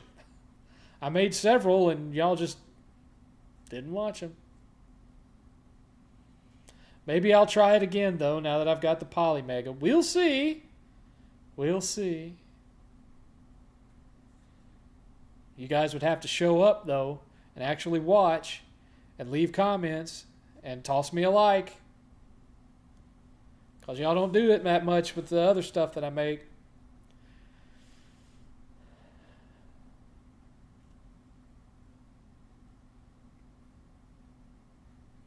I mean, I'm not made out of money, y'all. I can't buy up everything that y'all'd like to see a video on. That's kind of what this up here is for. Can't buy everything. Especially not with the year I've had. Good Lord. I've spent so much money this year. Yeah, went into debt to buy this house. Had to buy a lot of new furniture. Had to buy a lot of new shelves, new drapes, new curtain rods, new this, new that, new couch recliner couch thing for 8's game room upstairs, New shelves for my room, new shelves for Eighth's room. Just had to spend a ton of money this year. And so, that's why you haven't been hearing about me buying up a shit ton of games. I've bought some new games, but not a whole lot. And a lot of that was stuff that I pre-ordered and already paid for prior to finding out that I was going to have to move this year. You should do a poll on retro games. Well, see, that was why I was considering, Alex, setting up memberships so that people that did the membership would have access to the Discord. And on Discord, I could set it up for everyone to be able to vote on retro games they'd like me to cover. That sort of thing. And have once a month, have like a movie watching party where we all go online and watch a movie together, and can talk about it in a live audio chat while we're all watching the same movie. That kind of thing. That's what I want to do. And make it to where the tiers wouldn't be anything ridiculous. It'd be like $1, $5, $20, something like that. It wouldn't be anything outlandish.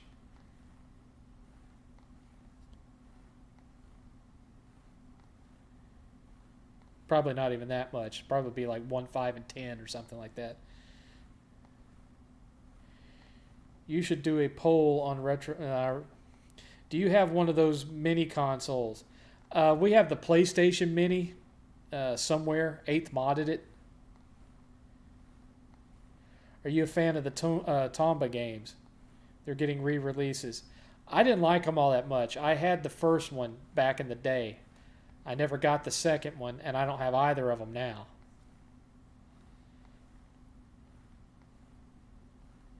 Seventh, was the Last Temptation of Christ film with Willem Dafoe not good because it was biblically inaccurate? It was not good for a number of reasons. Being based on a fictional work rather than the scriptures themselves being one major problem with it. The other problems being that you had a bunch of white guys playing Middle Eastern Jews, and just everything was super cheap. The set design was cheap. It looked like it was filmed out in the California desert, and they just threw up a few buildings as cheaply as they could. There was a lot of things about it that just, even comparing it to like the Last Temptation of Christ, the Passion of the Christ, comparing it to the Passion of the Christ, which was made with very little money, it looks like it had a much bigger budget than the Last Temptation of Christ did, which astounds me because it was a Martin Scorsese film. But it's just not a good movie. Even if you can overlook the non-biblical nature of it, it's just not an entertaining movie. It's more boring than it is anything else. It's just not a fun one to watch.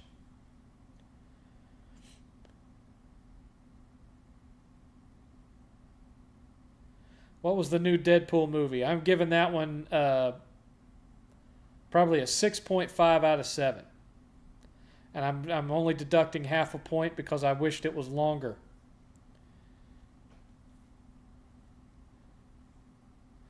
Seventh, what do you expect from the next Naughty Dog game? Well, nothing good, not so far. Because I'm assuming it's going to have Druckmann heavily involved in it. And I'm not a fan of that man.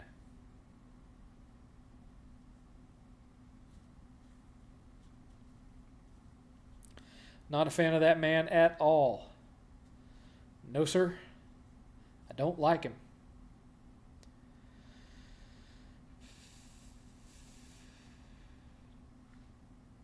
Neck's starting to hurt.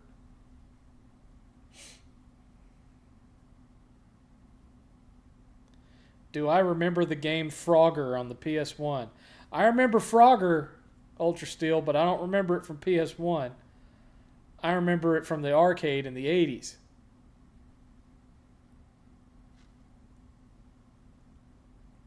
Yes, I know the Frogger game on PS1 was not the same game, but you get what I'm saying. Uh,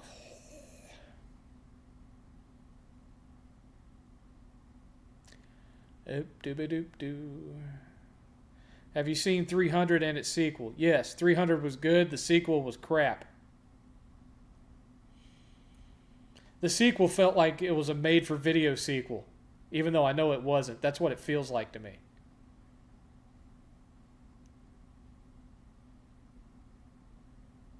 Gee, thanks, Ultra Steel. What kind of what kind of suspicious does Druckmann look like kind of guy?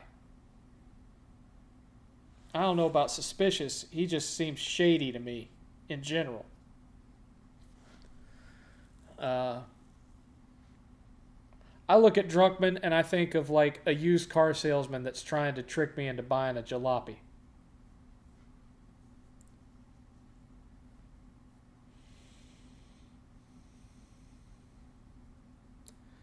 There's just something about him that screams dishonesty to me.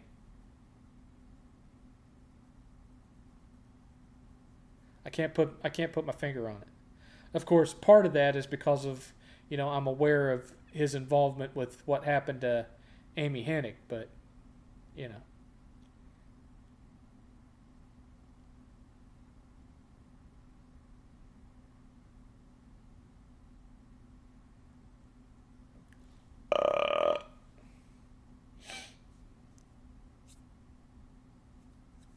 Oh man.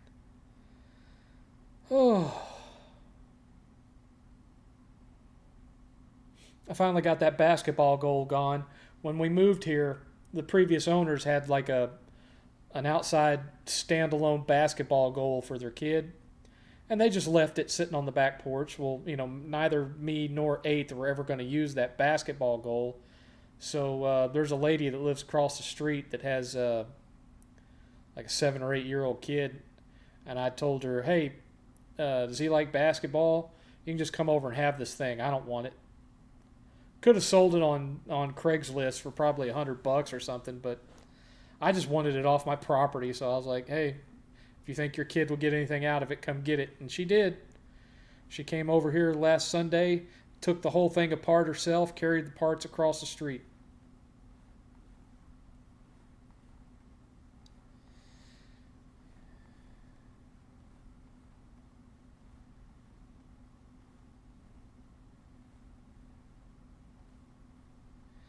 I remember you on one stream saying that Druckmann looks like the French guy that travels to the United States and sits at Subway to pick up teenage girls.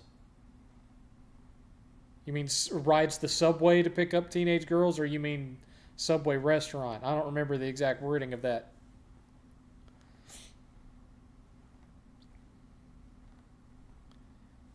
Why does Microsoft still give Halo to 343? They should give it to Activision. I don't know. I don't know. I presume because they've already spent so much money on 343.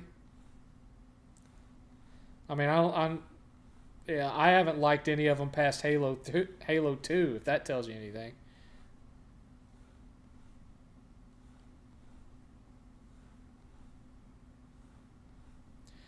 Here's the thing, Chris G. The Last of Us Part 1, he had another guy, Bruce Straley, that was working with him, who was kind of saying no to the dumbest of his ideas. And so Straley left after the first game, and so there was no one that stepped into to fill his shoes. So there was no one left to tell Druckmann no. And so all the things that Straley said no to for the first one, Druckmann turned right around and put all of it into the second one. And that's why the game sucks so much ass.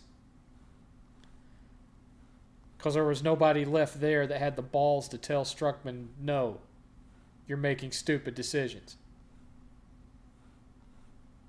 Is what it is, man. Is what it is.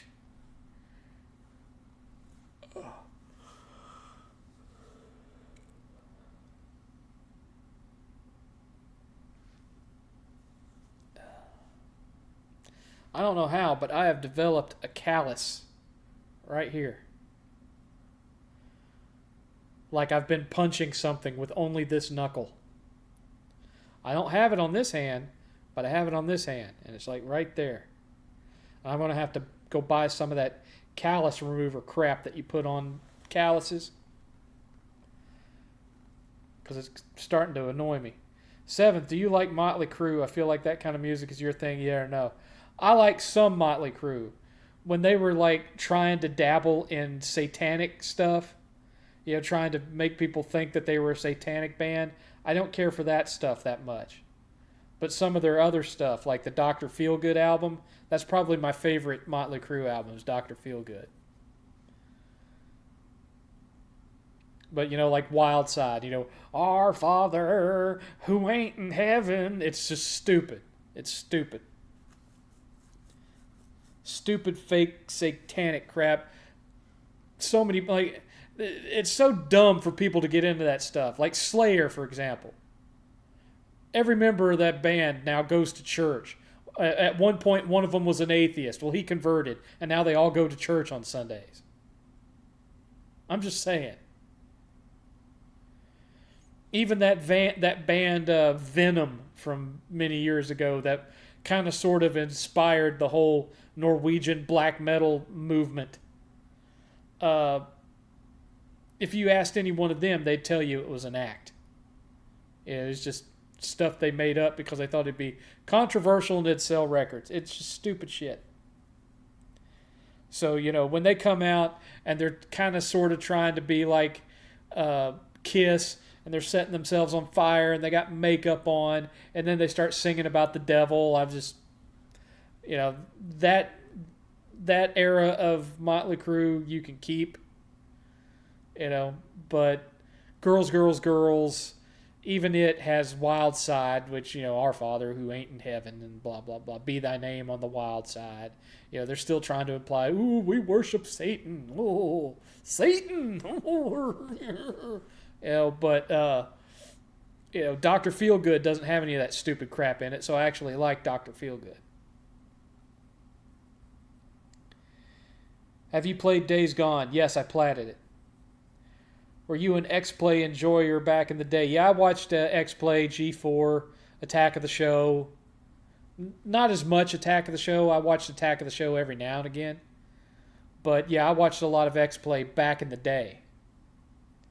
But then YouTube came along and you didn't need X-Play anymore, even though X-Play wasn't even around by then, but you didn't need it.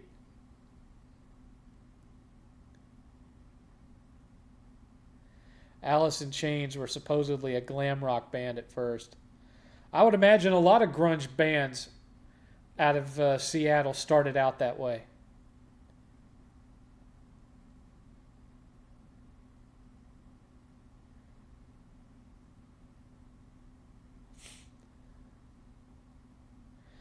Seventh, what about Sammy Hagar's I Can't Drive 55? I remember hearing it back in Back to the Future too.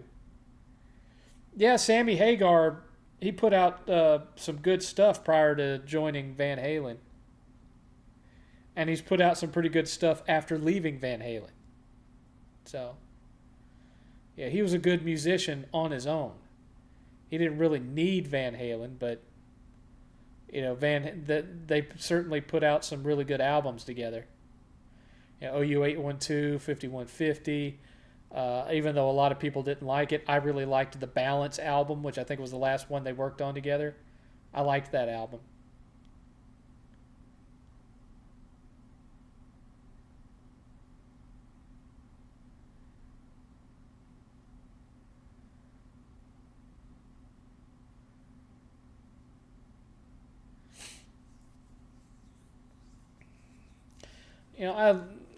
I listen to a lot of 80s music. Not just the metal, not just the hard rock. I listened a lot of of course, I listened to a lot of the punk, but I listened to a lot of the new wave stuff. Pseudo Echo and Blondie and Peter Gabriel and Talking Heads and REM and all that kind of stuff. I listened to a lot of that stuff. But most of what I listened to was the metal and the hard rock and the arena rock. You know, Journey and Poison and not so much Poison, but some Poison. Def Leppard especially. You know, lots of Def Leppard. I really liked Def Leppard. What was your feeling when grunge took over the airwaves? I didn't really listen to radio that much by then because I had kind of embraced, I was well into my whole punk era. And, even on college radio, they didn't play that much punk at the time because you hadn't had the full-on Green Day explosion that brought about the resurgence of punk into, pop and skater punk. So I didn't listen to the radio that much. I mostly listened to CDs. And why? Hello, camera. Focus, camera. There you go, camera. What the hell is the matter with you? It's weird how this, I have one of these Brio 4K cameras, and sometimes it'll just lose focus. So, never was too big on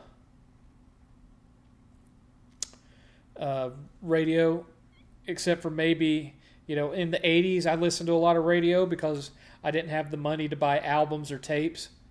And so I would just listen to the radio, which, again, wouldn't play punk rock or whatnot.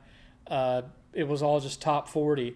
So, I was listening in Chattanooga back then. It would have been a station called KZ 106. I don't even know if KZ 106 still exists now. But I listened to that. And then, of course, when I was in college, I was DJing at the college radio station. And so I got exposed to a lot of music I hadn't heard before doing that, which was cool. But, I knew that wasn't going to last forever because, they won't really let you continue to DJ there if you're no longer attending the school. But it was fun while it lasted. I enjoyed the experience. It was pleasant enough.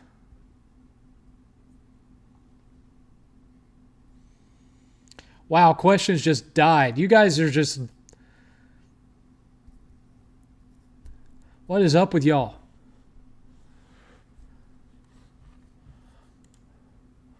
Why have you betrayed me this way? What for? What'd I ever do to you? Have I not been good to y'all? Only got 15 people watching me.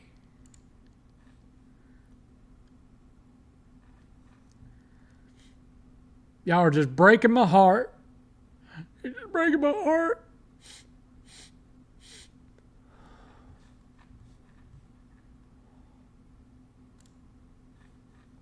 Have you ever owned any snakes, lizards, or birds? No, all I've ever had are dogs. No cats, no birds, no snakes, no lizards, no turtles. Dogs. Which I know that would really piss Titanfall Princess off if she still bothered to come in here anymore. Favorite bad films that are funny. Well, bad films that I think are funny. The Room and Freddy Got Fingered. It's not funny because of the actual attempted comedy. It's funny because the whole movie was a troll. And it's a troll of the studio. He was trolling the studio to see what they would allow him to make. And that's what makes that movie funny. It's funny on like a meta level. I remember we had a class about REM, and I brought up the 90s band and got a little chuckle. Well, I remember REM from like the late 80s and then going into the 90s. I lost interest in them when they started doing stuff like Stand and Shiny Happy People and Losing My Religion. I liked the older REM. But then I liked other stuff. Like I liked from that general vibe. I liked Thompson Twins and Tears for Fears and stuff like that. How many platinum trophies do you have? I think I have 100. There. Camera. Oh, hello, camera. Hello, camera. Bring the focus. There we go. I think I have like 173, Slinky. 173 platinums. 7th, did you ever have the issue with your audio when watching a movie and the dialogue is super quiet but the action audio is super loud? Yeah, that usually would happen, Ultra Steel, if you either A, don't have your center channel potted up enough compared to the others, or B, you have set the movie to play in surround sound but you don't actually have a surround sound audio setup. And so it's trying to send the center dialogue to a speaker that doesn't actually exist. And so then you just get like a really weak piece of it coming out of your left and your right.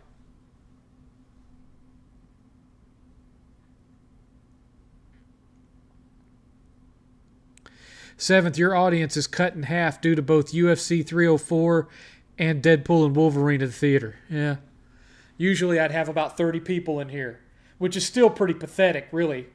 I mean, there was a time when I first started doing this that it wasn't uncommon for me to have 100 people or more in here. And now, I'm getting 16 to 30. Oh, well. Maybe I should just find some people to do a group podcast. Where you've got more than just me talking about stuff. Maybe I should try that. I don't know. Y'all don't seem to mind the fact that it's just me, but then again, the audience for this show never goes up. Just stays the same. I never get new people in here.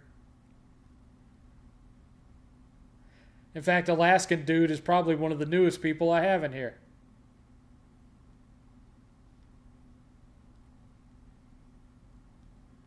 Oh well. That's okay.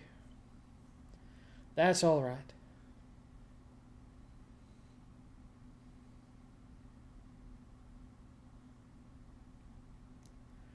I have that Erudian Chronicles 100 Soldiers or whatever, the game that's supposed to be the spiritual continuation of Suikoden.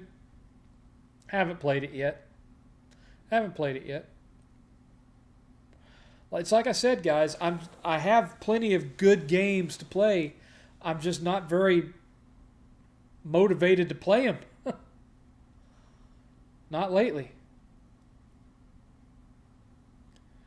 I personally enjoy this 7th. I tried to watch other streams like Shokio's, and the dude seldom responds to my comments. Well, that's because a lot of these guys, for one thing, yes, they get more people answering them. But on top of that, they tend to a lot of these guys, and I'm not talking about Shokio, but a lot of these guys tend to only answer questions that are asked via super chat.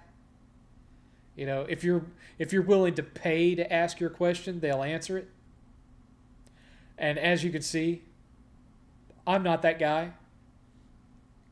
We've been here almost 2 hours. We've had one $5 donation all night. I got 90 platinums, and when I hit 100, I'm going to 100% a select few of games. Comics versus manga. Do you usually read or watch foreign stuff? I don't read any comics of any type. I read American comics back when I was a teenager, and stopped reading them like in the late 90s because I had to choose.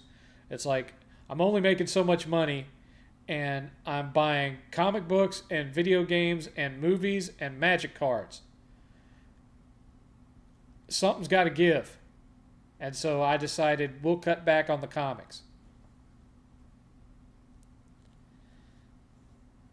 I'm kind of new. I started watching you when you made those Trey Brotherhood videos. What, the Trey for Life documentary? Okay. Alrighty then. That's what, almost a year ago? So yeah, you're a fairly new one. My bad. Which do you like better, PS2 fat or slim? Uh, I have both. I really like the slim for travel, or at least I did back in the day. Back in the day, when I was a road tech, and I was doing like repairs and installs all over the South, so I'd be staying in a hotel a lot of the time. I always had either that PS2 Slim or a Dreamcast with me, so I'd have something to play games on at night when I got back to my room. But as far as functionality goes, uh, I don't really put one over the other.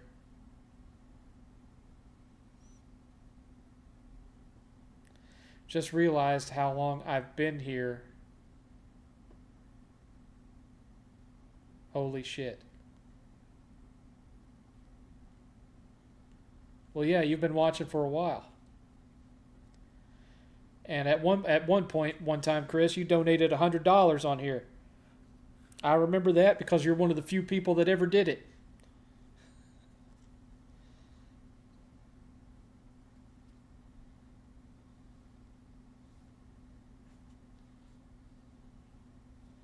Is the house tour going to be live or a recorded video? It's going to be a recorded video.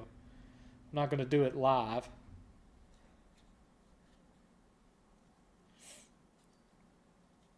We'll do it recorded. Just like I've always done. Just like I've always done. I mean, you can kind of see a big portion of it right here. Here's my computer desk. It's in the corner. Right behind me is my pinball machine.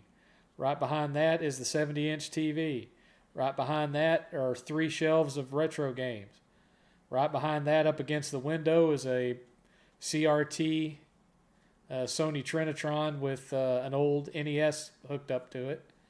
And to its left is a shelf where all of the really, really old consoles are sitting. And then you've got me and Eight's twin recliners. And then upstairs, on this wall is where 2 more sets of shelves like those are going to be. And then you go up the stairs and you'll go down a hallway where Eight's computer room and 2 bedrooms are. And then you'll take a left, and that takes you into game room number 2, where Eighth has his own TV set up with his own entertainment center and his own set of shelves and another set of recliners. Which the recliners are new. We just got those in not too long ago. Which is one of the reasons why I didn't have money left to buy shelves, because the recliners that went up there in Eight's room were almost $1,000.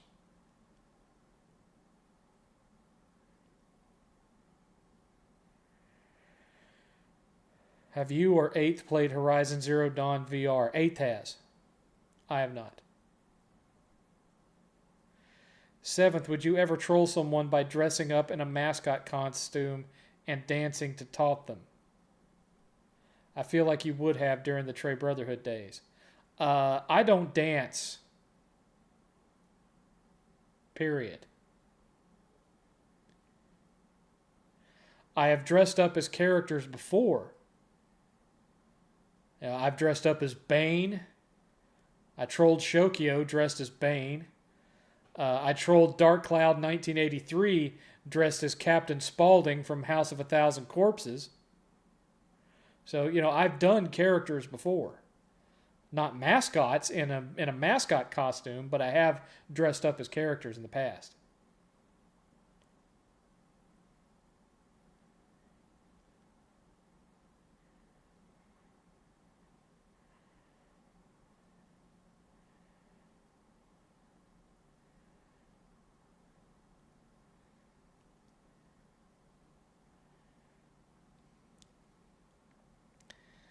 Yeah, Ultra Steel, it's very unlikely that Eighth would have anything to ask me in the chat because, I'm his dad. there's not that much left for him to ask me at this point. Half the time he knows what I'm going to say before I say it.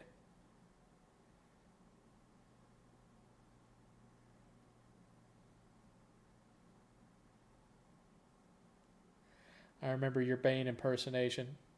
Yeah, I still had that mask up until we moved, because we were packing stuff up and I found it in the closet and the rubber had broken. It deteriorated because it was very old. So I wouldn't even be able to do Bane videos if I wanted to. If I wanted to do any more of them. Oh, and I've done my version of Dr. Evil. I did Dr. Seventh. I forgot about that. And I also, very briefly in one video that a lot of you probably don't remember, I did a sort of version of Alia, Paul Muad'Dib's sister, in a video. I was dressed, that's what it was supposed to reference. I had like a shroud on and I was like, and how can this be? For he is the seventh level. So it's not like I haven't done characters. I just haven't gone out and bought costumes and done like a mascot. Like you'll never see me dressed up as like Sonic the Hedgehog or something like that.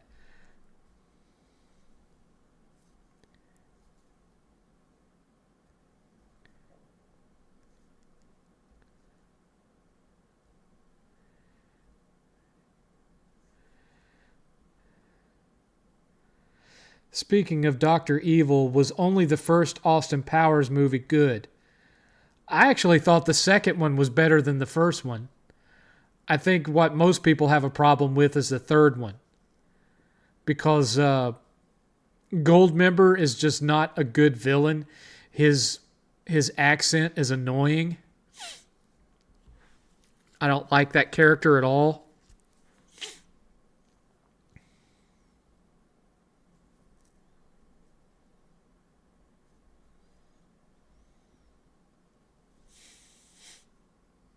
Not one bit.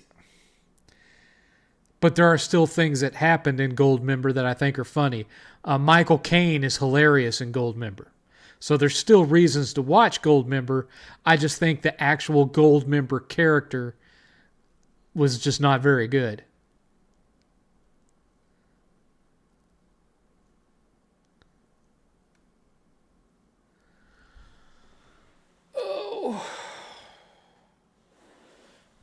Here's that prayer that you were asking about, Ultra Steel.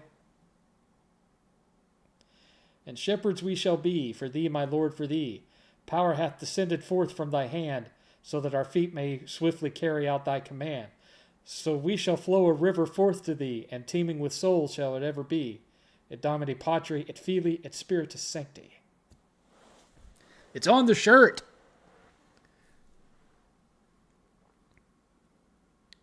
Seventh, were there any toys from the 80s that creeped you out? I don't trust those Care Bears. Not any 80s toys. And there goes my... I don't think I've got enough light on in here, maybe. Not any 80s toys. There was a toy that my parents bought me in the 70s that was actually part of this other set. And I can't remember what set it was a part of. But I had the big Godzilla toy from the 70s. The one that had like the spring-loaded fist and a little thing on the back where you could make fire come out of his mouth, and he had wheels on his feet. I had that Godzilla when I was little. And they wanted me to have a monster for my Godzilla to fight. And so they found this thing at a thrift store that was battery operated, and it had 6 legs, and it looked almost like a kind of a half dinosaur, half bug made out of concrete, like a rock monster, a six-legged horizontal dinosaur rock monster thing. And the way it worked is there was a little remote control that had an infrared signal on it, and you'd aim that in its mouth and press the button, and it would come on and it would walk towards you. Well, it freaked me out because when it walked kind of like an insect, like a spider, and it would weird me out, and I refused to play with it. And so my parents had spent that money trying to find me, an enemy for my Godzilla to fight, and I wouldn't even play with the thing because it weirded me out so much.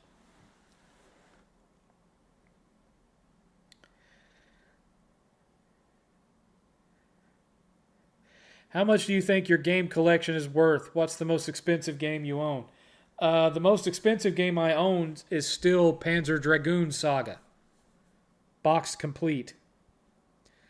If I was able, if a seller came to me and said, "How much is your entire collection worth? I will pay you whatever is the primo rate on price charting." Because normally, if you try to sell your collection, unless you're selling it on eBay, you're only going to get half of what it's worth. But if someone came to me and said, "We will sell you whatever price charting says your whole collection is worth," then I would be walking away with $72,397.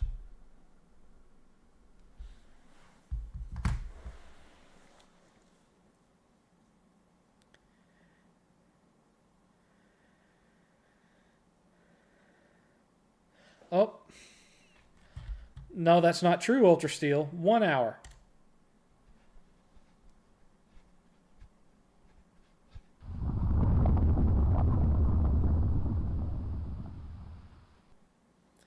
One hour remaining. We have still had just one single $5 donation today.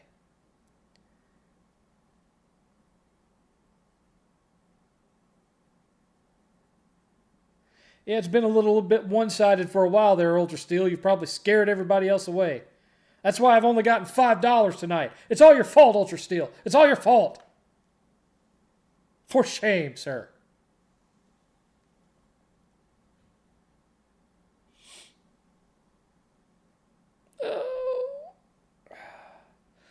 He don't come in here anymore. But if he did, I would point out to Stranded J that I still keep the Captain Caveman pop vinyl that he bought me right here at my desk. And it was like a San Diego Comic-Con exclusive. That was the only place you could get it. Blah, blah, blah. And he found one. He got it for me somehow, and he sent it to me, and I've had it sitting here ever since. And why? Hey, come on. Bring it back. There you go. So ridiculous. I do anything to keep me just slightly off center in the camera, and it's doing that shit. I don't know what's up with it. That's very annoying. Very annoying. What are y'all trying to do?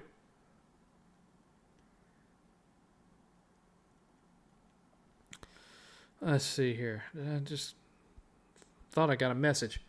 Guess I didn't. All right. Whatever. Whatever, you guys. Have you met any of the people that ask you questions? No. I have had people show up at Retropalooza who know me, but they don't know me from the 7thCast, and they don't know me from any of my old video. Well, one person, there's been a couple of people that knew me from the Trey Brotherhood days, but mostly it's just been people that saw me in that episode of Game Chasers that I did back in 2018. And now every now and again, someone who watched the Game Chaser movie will recognize me as the redneck guy that bought the floating head at the garage sale. They remember me as that guy. But there have been a couple that remembered me from the Trey Brotherhood days, like Ant Dude. The very first Retropalooza I went to, Ant Dude was there, and he remembered me. And he name dropped several of the channels he used to watch. He was like, I watched you, and I watched El Presidor, and I watched Black Bond, and I watched General MLD. I mean, he knew the whole thing, the whole saga. Ant Dude. And Ant Dude is way younger than me. After 7 months, how is the new Galaxy? I don't have the Galaxy S24. I don't know what you're talking about. I never bought the Galaxy S24.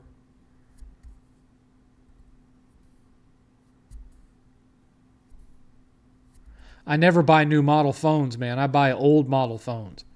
I wait till, it's not going to cost me more than at most $250, and then I'll buy one. I don't buy new models when they come out. I don't know where you're getting that from. You're weird. I've had this same phone for like, what's it been, 2 or 3 years now?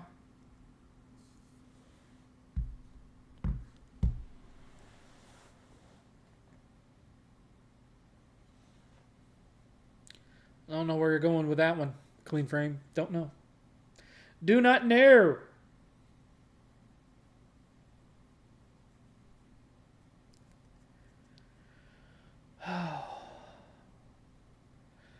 Everybody's done stopped asking questions again. If y'all don't liven things up around here, I'm gonna cut this an hour short. There ain't no sense in staying in here if y'all ain't asking questions. Come on, man. I ain't doing this for myself. I'm doing this for y'all. And I've already run out of the predetermined topics that I was going to discuss today.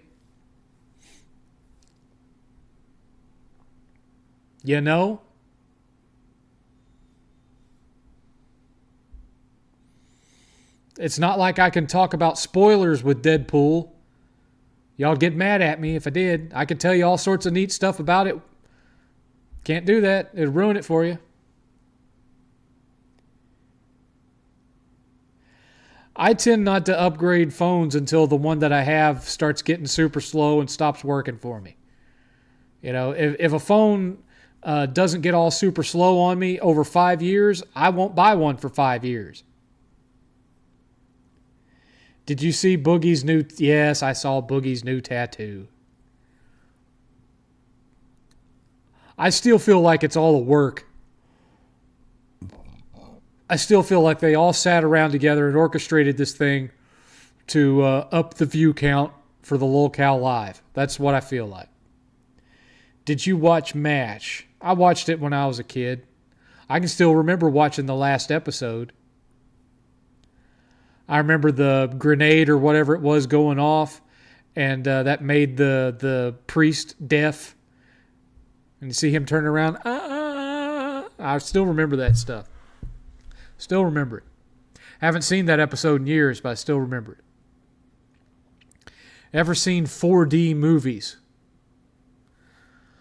Well, when Disney would do their movies, they called them 4D movies at the parks because you'd have 3D going on, special audio going on, water spouts that would spray you in the face, and smoke effects, and blah, blah, blah. And they called those 4D movies, if that's what you meant.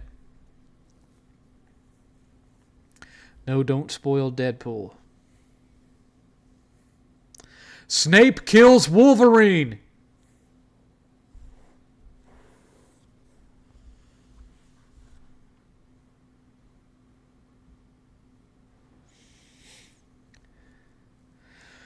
Would you call Boogie a golden LOLCal? I don't know. And God damn this camera. And I don't even know if I would agree with him fitting the classical definition of a LOLCal, because a lot of this stuff he does intentional to stir up shit. It's not like with your traditional LOLCal where they get into all this stuff because of how low their own self-awareness is. and not understanding the social norms that they're shattering at the time. Boogie does a lot of the stuff that he does, knowing full well what the reaction is, because that's the reaction he's going for. Honestly, I feel like Boogie is more closer to a troll than a lolcow, but he's a troll that attracts other trolls. But that's just me.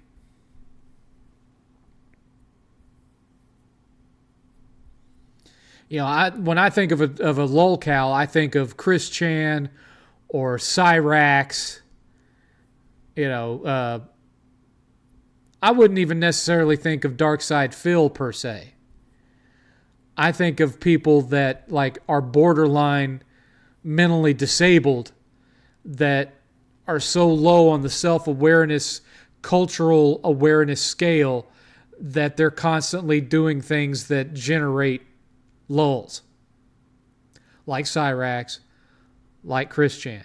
I don't think of someone like Boogie who knows, or Darkside Phil, who both know full well the reactions they're going to get from the things they say and do them anyway.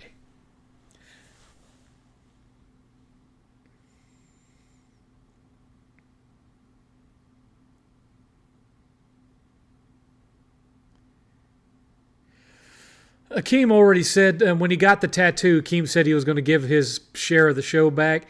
But again, I don't buy that either. I think that's all BS too. I mean, did you see a contract? Did you see money get transferred from one bank account to the other, or shares get transferred from one? No, you didn't.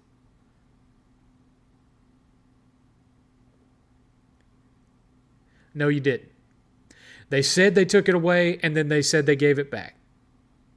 The only thing that we can prove for sure is that Boogie mailed his gold button to Keem. But even that is probably a work. Keem will come up with some way that Boogie earns getting it back, and will send it back to Boogie.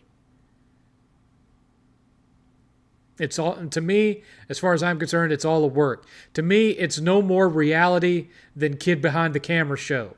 Because Kid Behind the Camera show is all 100% scripted. It's a work. He kind of got mad at me on Twitter the other day, because me and Kid Behind the Camera talk on Twitter. And, he's currently doing this storyline where his wife kicked him out of the house, and one of his friends thinks that he's been cheating with his wife. And Kid Behind the Camera showed up on the episode of LolCow Live where Boogie was getting his tattoo done. And so I reached out, to him on Twitter because he messaged about something going on with that friend and that wife. And I said, sure was nice of Bridget to let you back into the house so you could be on LolCow Live last night from your office. And he was like, please don't, LOL. In other words, stop breaking my kayfabe. His whole show is a work. All of it's scripted and fake. It's funny, but it's scripted and fake. And it amazes me that there's people out there that don't realize it's scripted and fake. That they think everything they've ever seen from Angry Grandpa and Kid Behind the Camera is stuff that was real and actually happened.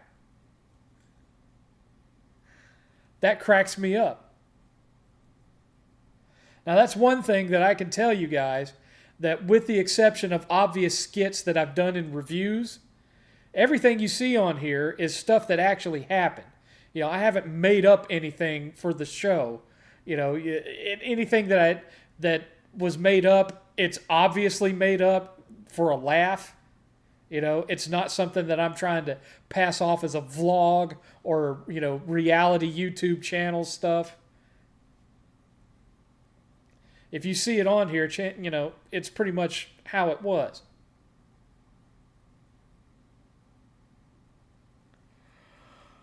Okay, Master Chief, I won't. I will not. We got about 45 minutes left, folks. You better get your questions in.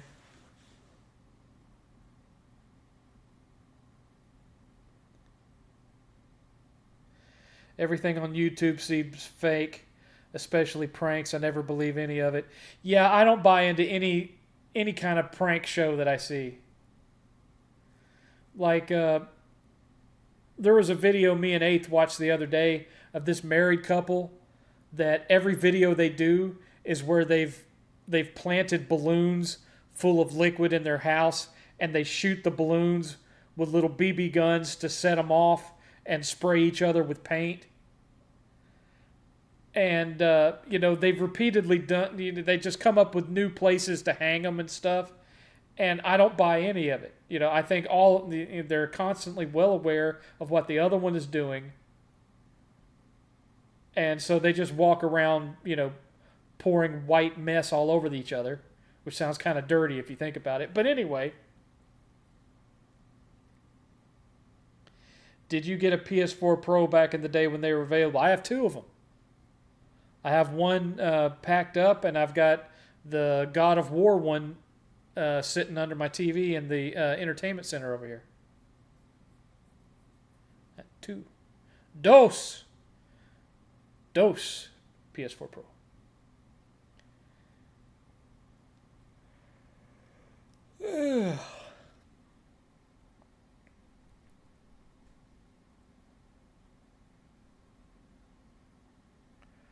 I haven't seen Richard in here tonight, I don't think.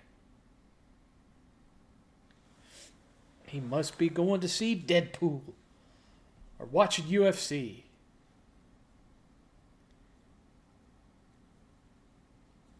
So which superhero game do you like better? Batman Arkham City or Insomniac's Spider-Man?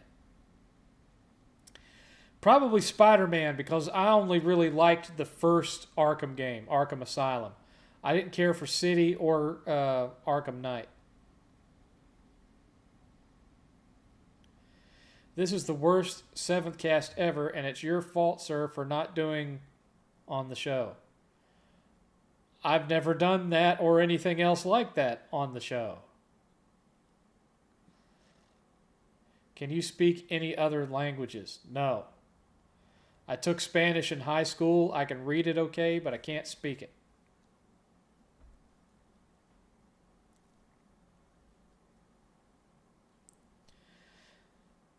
Joker 2 thoughts. Eighth really wants to see it. I'm not that enthused about it, but Eighth really wants to see it. So, either I'll be taking him to see it or he'll be going to see it with one of his friends. I'll have to twist my arm a little bit. What's your opinion of industry plants? I think it happens all the time. In every industry. Doesn't matter what it is. There'll be folks there pretending to be, unbiased columnists or consumers or whatever, but really they're working for one of the companies. It's blatant, and it's in pretty much every industry imaginable.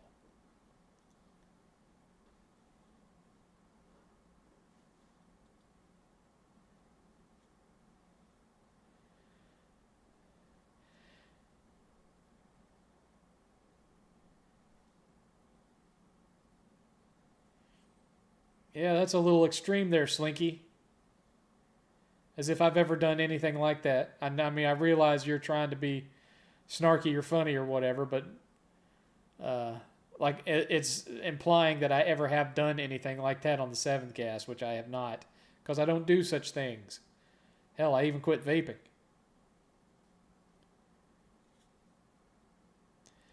Oh, yes, Soul Scorcher, yes. I sent him down sent him walking down washout lane. Washout lane. Yes, indeedly do. He couldn't cut it, kind sir. He couldn't cut it. We have 40 minutes left. 40 minutes left. $5 in donations. Which, that's not the worst. I mean, I've had multiple 7th casts where nobody donated nothing. 3 hours of free entertainment and nobody donated a dime.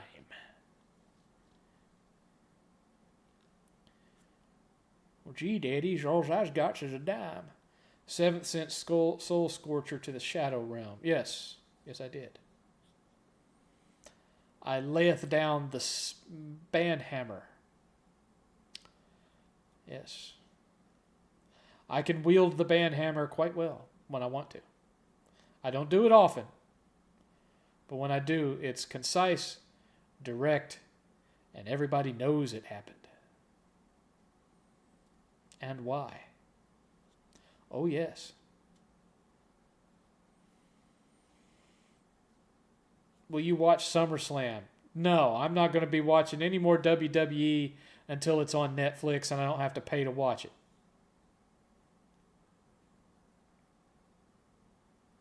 I saw something that kind of interested me that I thought, hey, I might like to have that. There was a box set announced for Full Moon movies. Full Moon was the direct-to-video studio that made movies like the Puppet Master series and Doll Man and Dr. Mordred and stuff like that. And I thought that might be a box set I would like to have. I like those cheesy direct-to-video horror movies. I might actually pick that up when it comes out. Assuming I have money. Because I've still got at least 2 more payments left on my car. And then I think I only have 2 left. It might be 3, but I think I only have 2. And then the car's paid off. And then that's $481 a month. With the fees and everything, $500 a month that I won't be spending anymore. And I can spend on other things.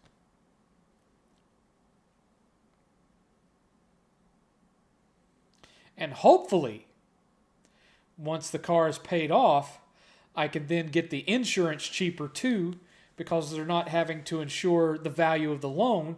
They're only having to insure the current blue book of the car. And so I can get, a cheaper insurance premium too. Knock that down some more.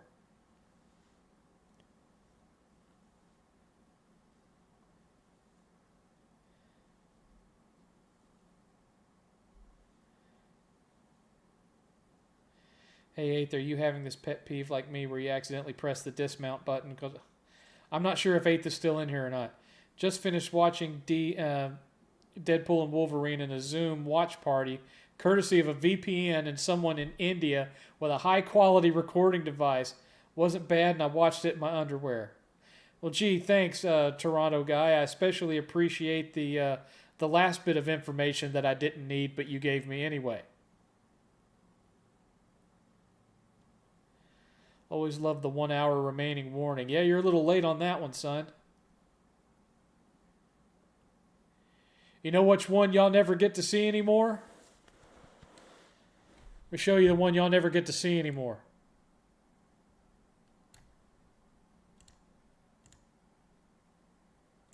Huh. I guess I have to have it farther up. Y'all don't get to see this one anymore.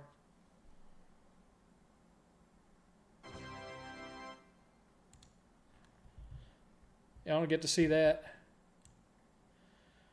And I don't know that I've ever used this one. Let me see. Am I the only one around here who gives a shit about the rules? I don't even know where that one came from.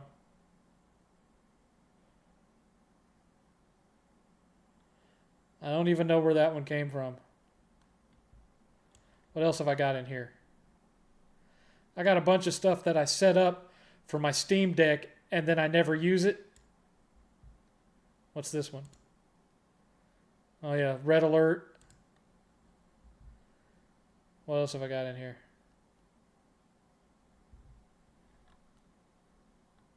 Ah, yes.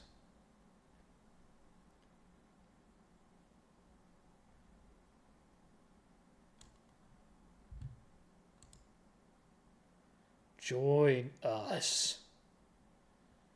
I've got a bunch of stuff in here that I don't even use it anymore.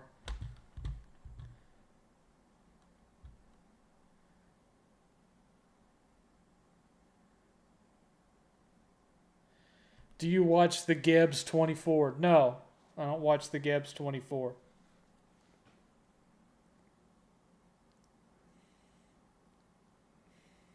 I think I watched one video of hers where her and her wife were arguing over whether there was a nasty smell in their game closet, and that's the only video that I've ever watched.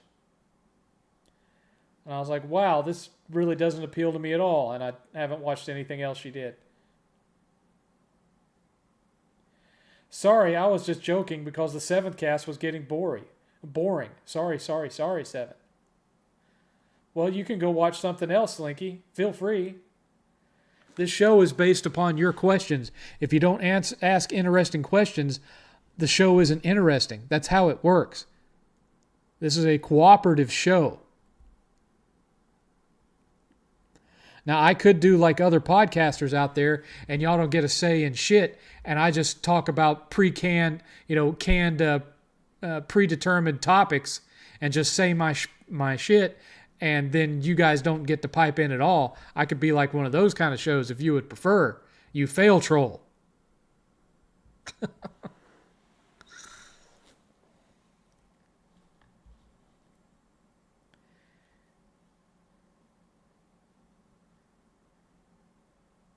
He's an awful channel. I don't know why people watch him. Oh, Young Defiant? I have no idea who that is.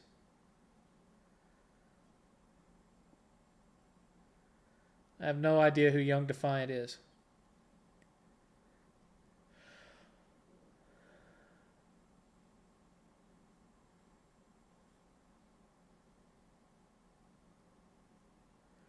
Yeah, I've never watched him. Don't know anything about him.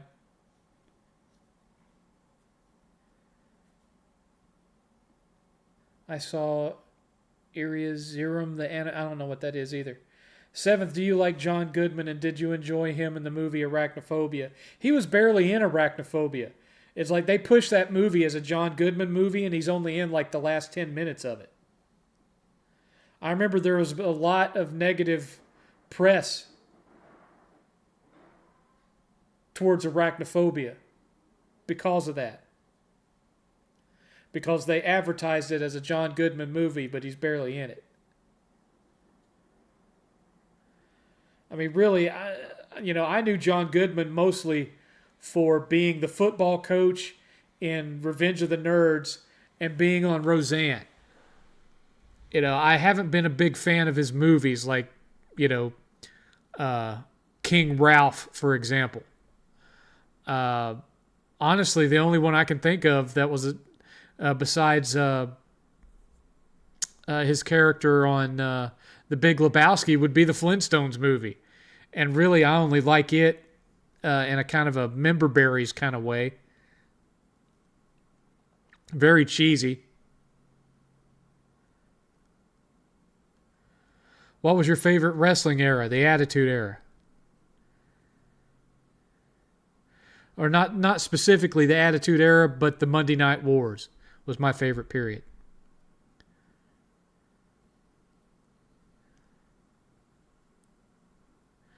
I feel like I'm going to be the only person in the theater when Borderlands comes out. You may not be wrong there. What's your worst or cringiest YouTuber that you hate? I don't even know if he's still around, but that Jay Stason guy, I couldn't stand Jay Stason. What an idiot. Worst thing you've ever smelled? A rotting corpse. A rotting corpse. Young Defiant is a man who claims to be a higher level gamer but trashes every video game. Okay.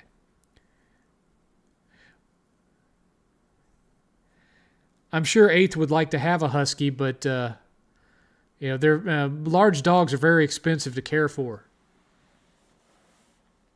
They take a lot of maintenance and upkeep. They're not cheap. Come on, camera. Jesus, piece of shit. Come on. Come on. Come on. Sharpen up. Thank you.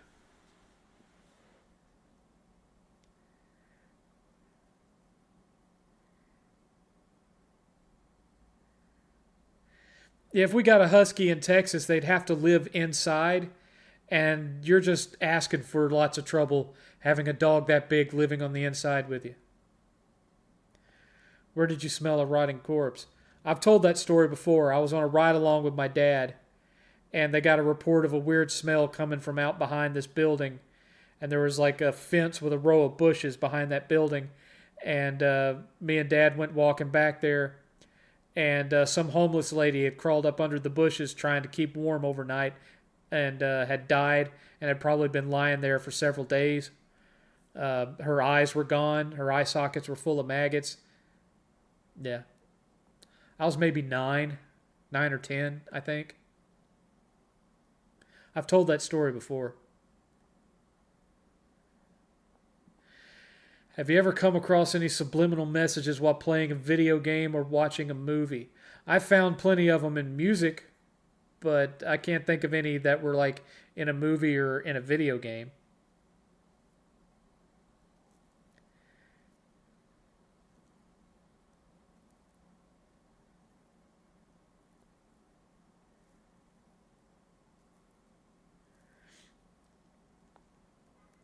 The most exotic food that you've ever tried and enjoyed. I don't do exotic. Closest thing to exotic I've ever done would be sushi, and I didn't like it. Bye, Master Chief. Have you watched the John Wick movies? Yeah, I've seen all 4.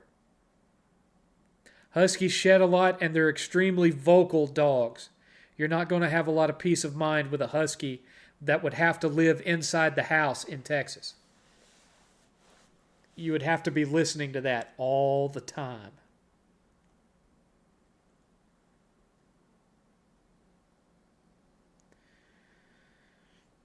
I don't think it was all that traumatizing, really. By the time that had happened, I'd been seeing dead bodies at funerals for years, because my mom just loved to go to funerals.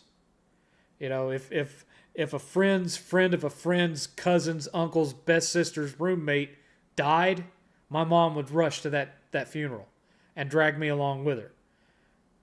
And so for me, death was just, staring at what looked like a mannequin by that point in a box while I got to eat other people's free food. That's what death was to me for most of my childhood. And so I'd already seen several corpses by that point. I just hadn't seen what happens to one that's not embalmed. And, it didn't traumatize me or anything, Plus, by that age, I'd seen hundreds of horror movies. So, it wasn't a pleasant smell, I can tell you that much.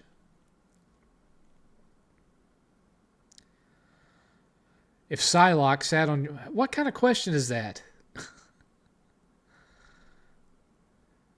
Did you ever want to be a cop? At one point, when I was younger, I entertained the possibility of working as in the FBI, not as a field agent, but maybe as like a researcher or something. And my dad made me promise I wouldn't do it. He made me promise not to ever join the military and not to ever join any facet of law enforcement.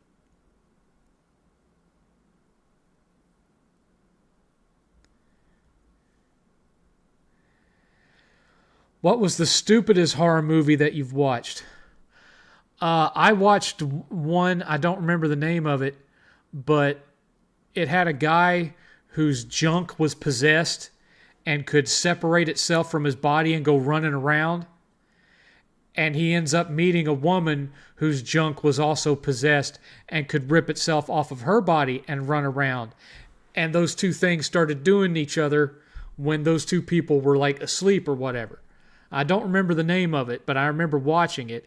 And then the other dumbest one would probably be a movie called Monstered, about an actual crap monster coming up out of toilets and killing people.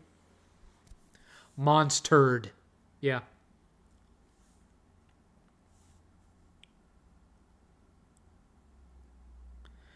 What is your thoughts of the 24-hour challenge where people spend the night in public places?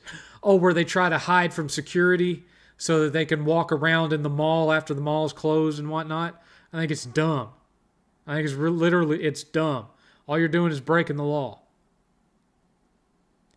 Have you ever eaten a Carolina Reaper? No. I can't even. I can't handle spicy foods. They make me sick. Even just eating a jalapeno bothers me. I'm weak sauce when it comes to that stuff. I have all sorts of stomach problems, and so if I eat anything that's slightly spicy, I get bad sick. Have you ever had a computer desktop start smoking? No, never had that problem. I am watching the 7th Cast in my underwear, and now you know that, and you can't unknow it.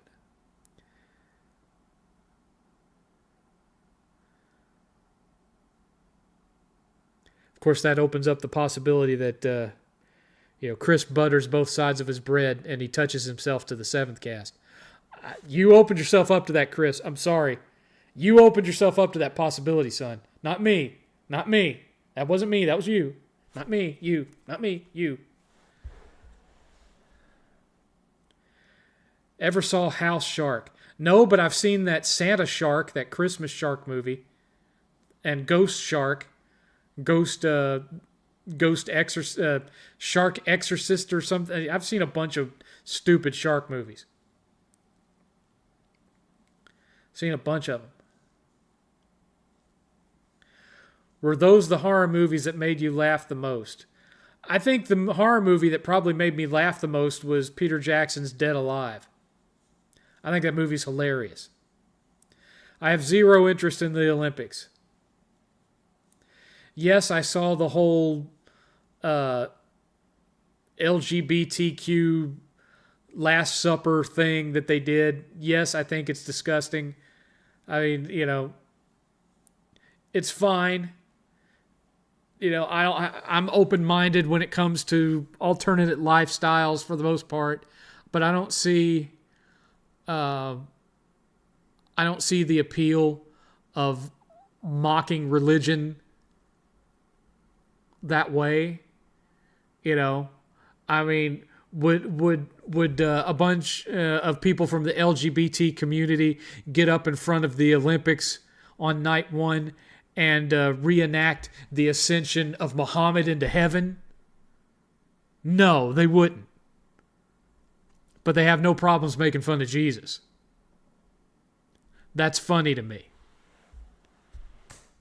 That's funny to me. Will there be an 8th cast when you will retire? That'd be up to 8th, but even if he did, 8th only calls himself 8th in reference to this show. He has a different name that he goes by when he's doing his own stuff. And so, no, there probably wouldn't be an 8th cast.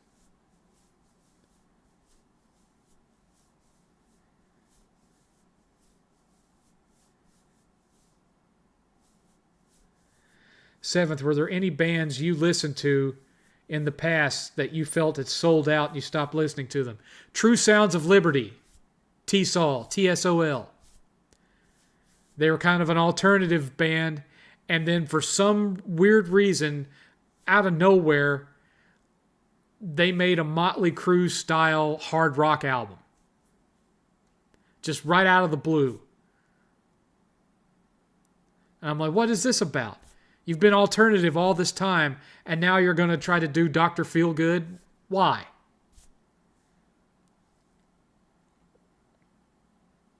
I don't remember the name of the movie, Blaze. Do you have self-defense tools? What do you mean by self-defense tools? What, like a chastity belt to protect my beehole? What do you mean? Nunchucks? A samurai sword? I have a 9mm. Does that count? It's not Calvin, it's Alvin. Is Alvin and the Chipmunks the most annoying movie ever? They're annoying. I don't know that they'd be the most annoying movie ever. Have you ever seen the live-action Pippi Longstockings? Have you seen Sesame Street's Follow That Bird? I could go on.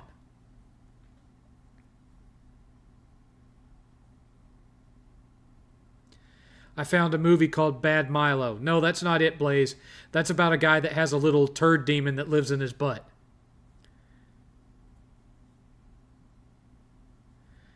Yeah, I know, Ultra Steel. I know. Dark Star. Got my answer. Okay. Lollipop Chainsaw. I can't believe that game's getting a remaster. Of all the games out there, Lollipop Chainsaw is getting a remaster. That's hilarious.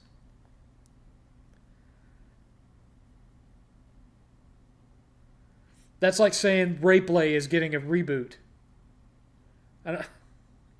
Wow. And, and I'm not saying that in a negative way, but that game, in this day and age, it surprises me that they would try to remaster Lollipop Chainsaw, because that game has a lot of stuff in it that wouldn't fly with this modern audience,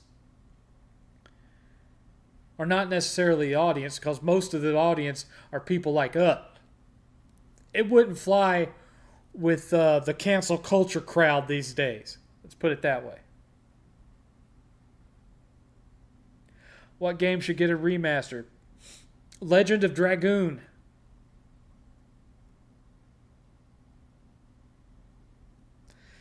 I think in the least, Max, it's going to be... it's probably going to have an altered soundtrack, because I don't know if they'd want to repay for all the licensed music they had in that game. 7th, I have many of my game consoles stored away. If I don't play them for 10 plus years, will they actually cease to work unless I play them at least once a year? Well, you'll have certain consoles where the capacitors might drain and go bad, and you'd have to pay somebody to replace the capacitors. I could see that happening. Kind of just depends on the system, man. Also possibility, depending on how you're storing them. Some of the older CD-based systems that used belts, the rubber in the belt could rot, and so then the CD doors won't work, or the laser lens won't travel properly, and you'd have to get that replaced. Sega CD is the original model Sega CD is infamous for both of those things. So it just kind of depends. Yes, there is a live-action Pippi Longstocking movie. It came out in the 80s, attempting to recapture the glory of the live-action Annie movie. Yeah. I had to go see it in the theater because I got tricked into it. My neighbor said, hey, 7th, you want my family's going to see a movie this weekend. You want to go with us? We'll pay. And I was like, sure.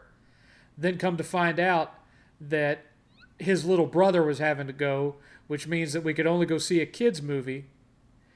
And it was Pippi Longstocking or some other thing that I would have much preferred to see. Can't remember what it was. But his mother picked out Pippi Longstocking. So here was me and teenage friend and his little annoying brother, who became a friend eventually as he got older, but at that age was annoying, sitting there watching Pippi Longstocking. Good God.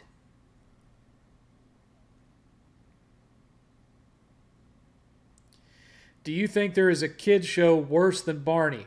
The Boo-Bahs. The Boo-Bahs. That show was like a drug trip. I can't even explain what it was.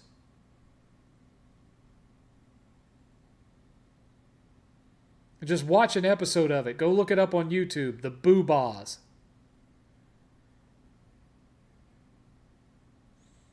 Teletubbies was coherent compared to the Boo-Bahs. Ultra Steel.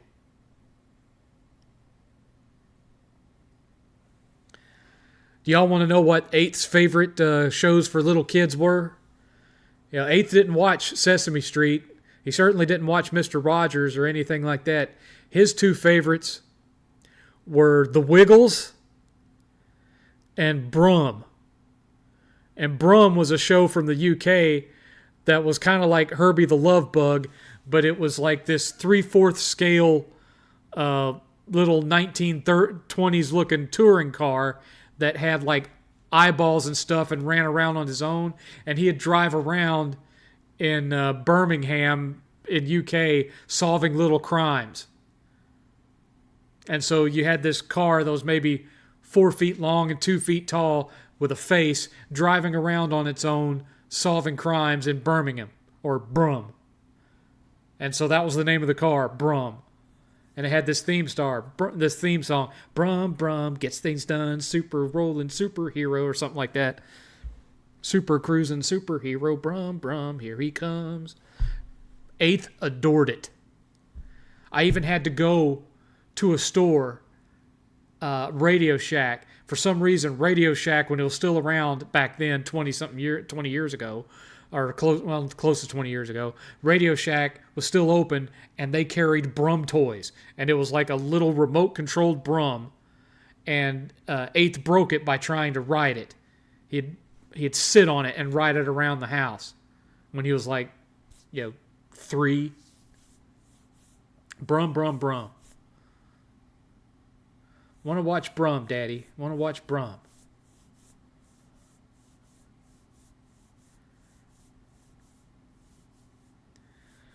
From one dude to another dude, what's the best romantic movie of all time according to you? Better Off Dead.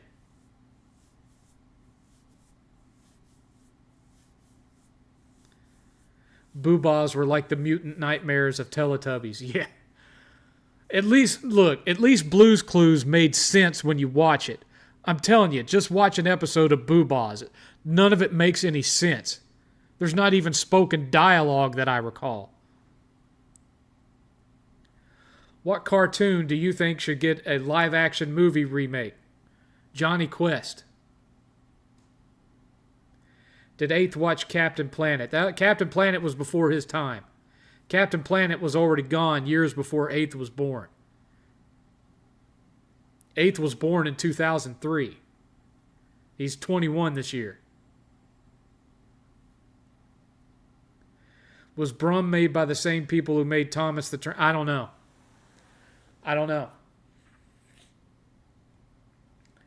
Who was the most annoying neighbor you encountered?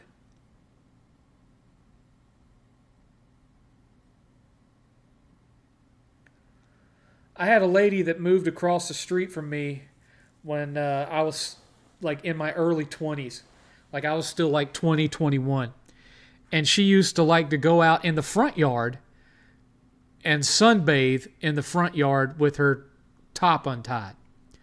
And she was in her 30s and I was like 20-something. She was like single mom type deal, right? And she found out that I was like good with computers, and she was constantly asking me to come over to fix something on her computer, and she would pay me to come fix this stuff. And it was always super simple stuff that it seemed to me she had done on purpose just to get me into the house.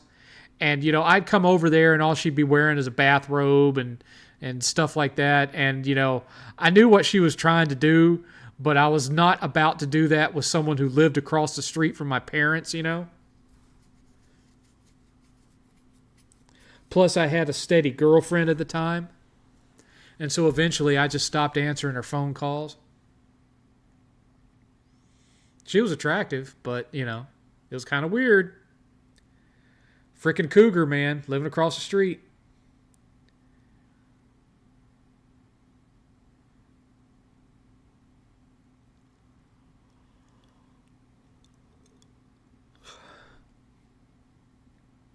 Seventh, is it true that starting your day with reading a book, obviously a sophisticated, productive one, instead of going on social media is a good way to detox from dopamine accession? How would I know? I'm not addicted to social media as it is. I have Twitter on my phone. That's it. I have a Facebook account that I might log into once or twice a year just to check on friends that still live in my hometown, and that's all I use it for.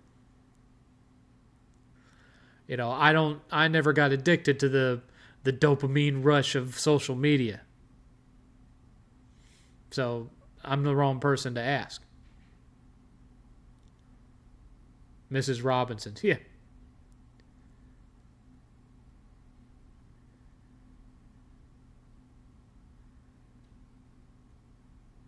Blackbuster Critic would have stories like that. Crazy ladies. Yeah, but Blackbuster would actually shtoop those ladies. He would talk about them, and then he would actually go do them.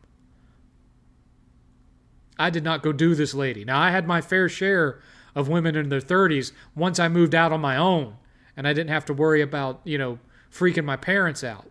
Had my fair share of ladies in their 30s after that. One of the first women I hooked up with after I got out in my own apartment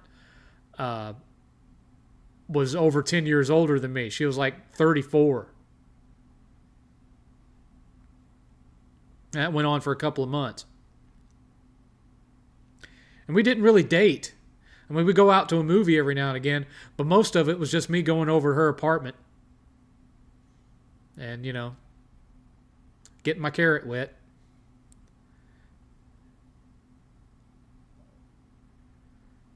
Yeah, I wasn't lying. Boobahs was some weird stuff. How much would someone have to pay you to stream a Five Nights at Freddy's game? I don't know. I don't even have a Steam account set up on here where I could try to stream a Five Nights at Freddy's game. I could maybe stream one from PS5, but you wouldn't be able to see my face because I don't have a place to mount the camera. So it would just be my voice and the gameplay.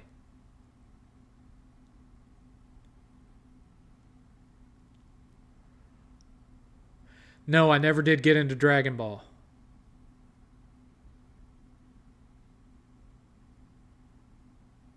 We've got 8 minutes left, folks.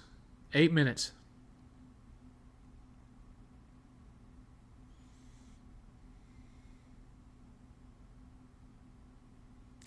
$5 whole bucks. $5 whole bucks. Five. Back in the 90s, that would have bought me a foot long at Subway. $5 foot long.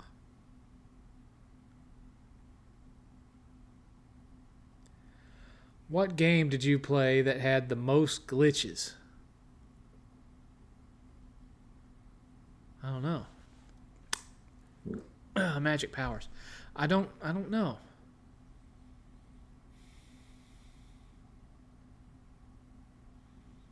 I'm trying to think. There was a PS3 game that I can't remember the name of it. It was awful. Both 8th and I took the time to plat it. Starts with the letter M. And it was like one of the worst PlayStation exclusives you could buy. It wasn't first party. It was a third party PlayStation exclusive. Majin or something. And you had magic powers and it was a third person game. And it had glitches galore. Falling through the floor, the whole deal. Every stereotypical glitch you could imagine, that game had it. No, I don't like Linkin Park. I want 7th to meet Scott Coffin. They're both Texans, Christians. They both like retro games like Megan, and most important of all, they're both trolls. Maybe you encountered him. I have no idea who you're talking about. Did you ever watch Happy Tree Friends? I saw an episode of it. I wasn't overly impressed. It felt like something that was made to troll parents. That parents would see like 10 seconds of it and think, oh, this would be a good show to put in front of my toddler. And so they let their 3-year-old watch it, and the next thing you know, that's what it felt like. I only watched the one episode. He's the guy that created Five Nights. Okay. No, I've never met him. I'm not being a fan of that game. I haven't bothered to read up on the stuff about it. No, not Majin and the Forsaken Kingdom. If 8th was still in here, he could tell you the game I'm talking about. But he doesn't appear to still be in here.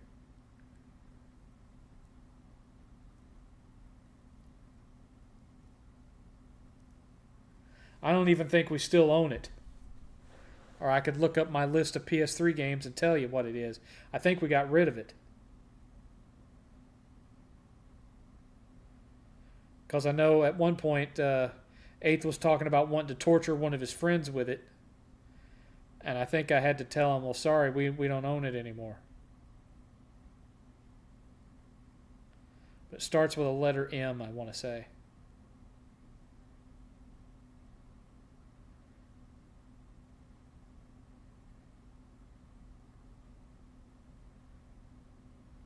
Yeah, we don't have it anymore.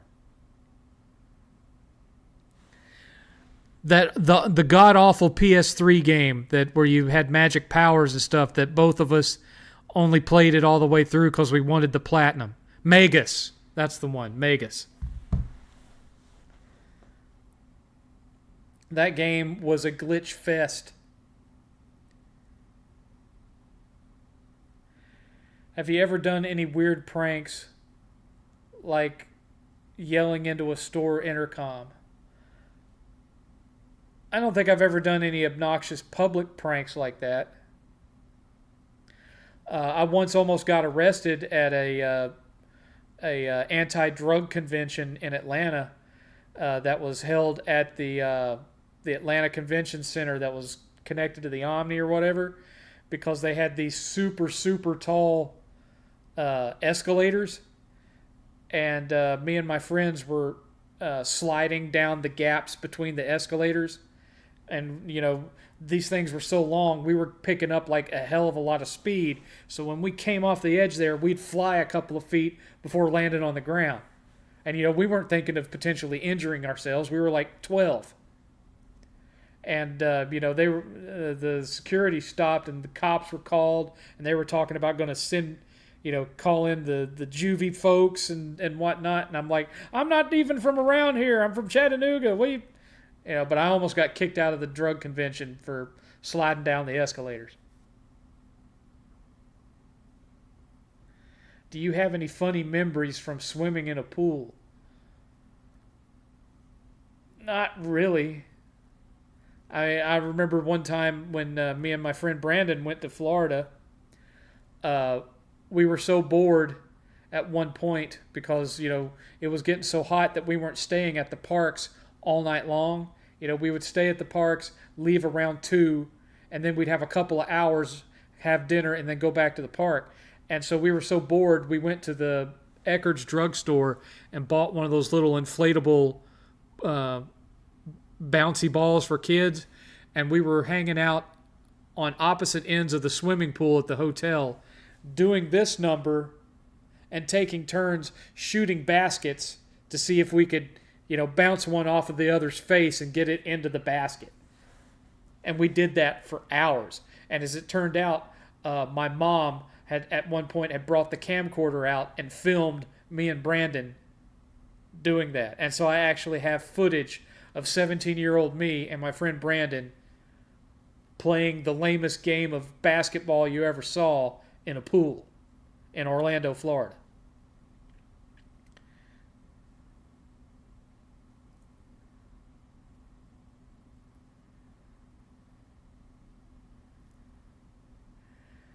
It would be so cool if you and 8th did a 7th cast together. Make it happen, good sir. Lord 8 says, Slinky, I don't want to do that.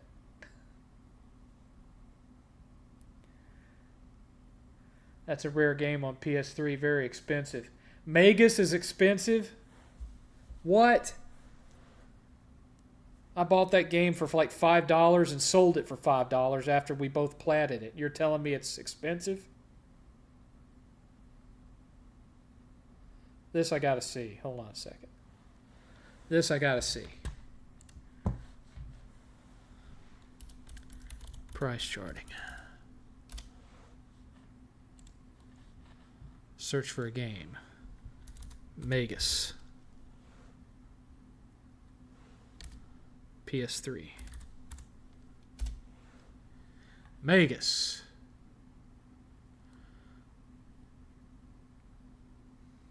No. Box complete. Its most recent sale was $59. So, you know, it's uncommon, but it's not rare. It's uncommon, but it's not rare.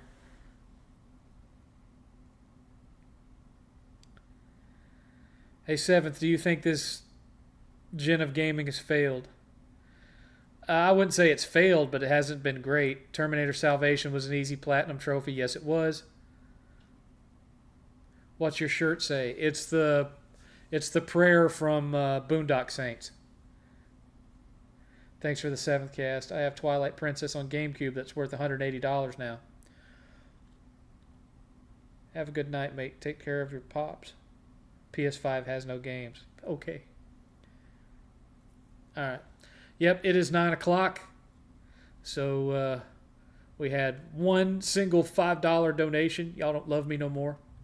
So no, those aren't blinds. Those are curtains. So this is where we're going to cut things off.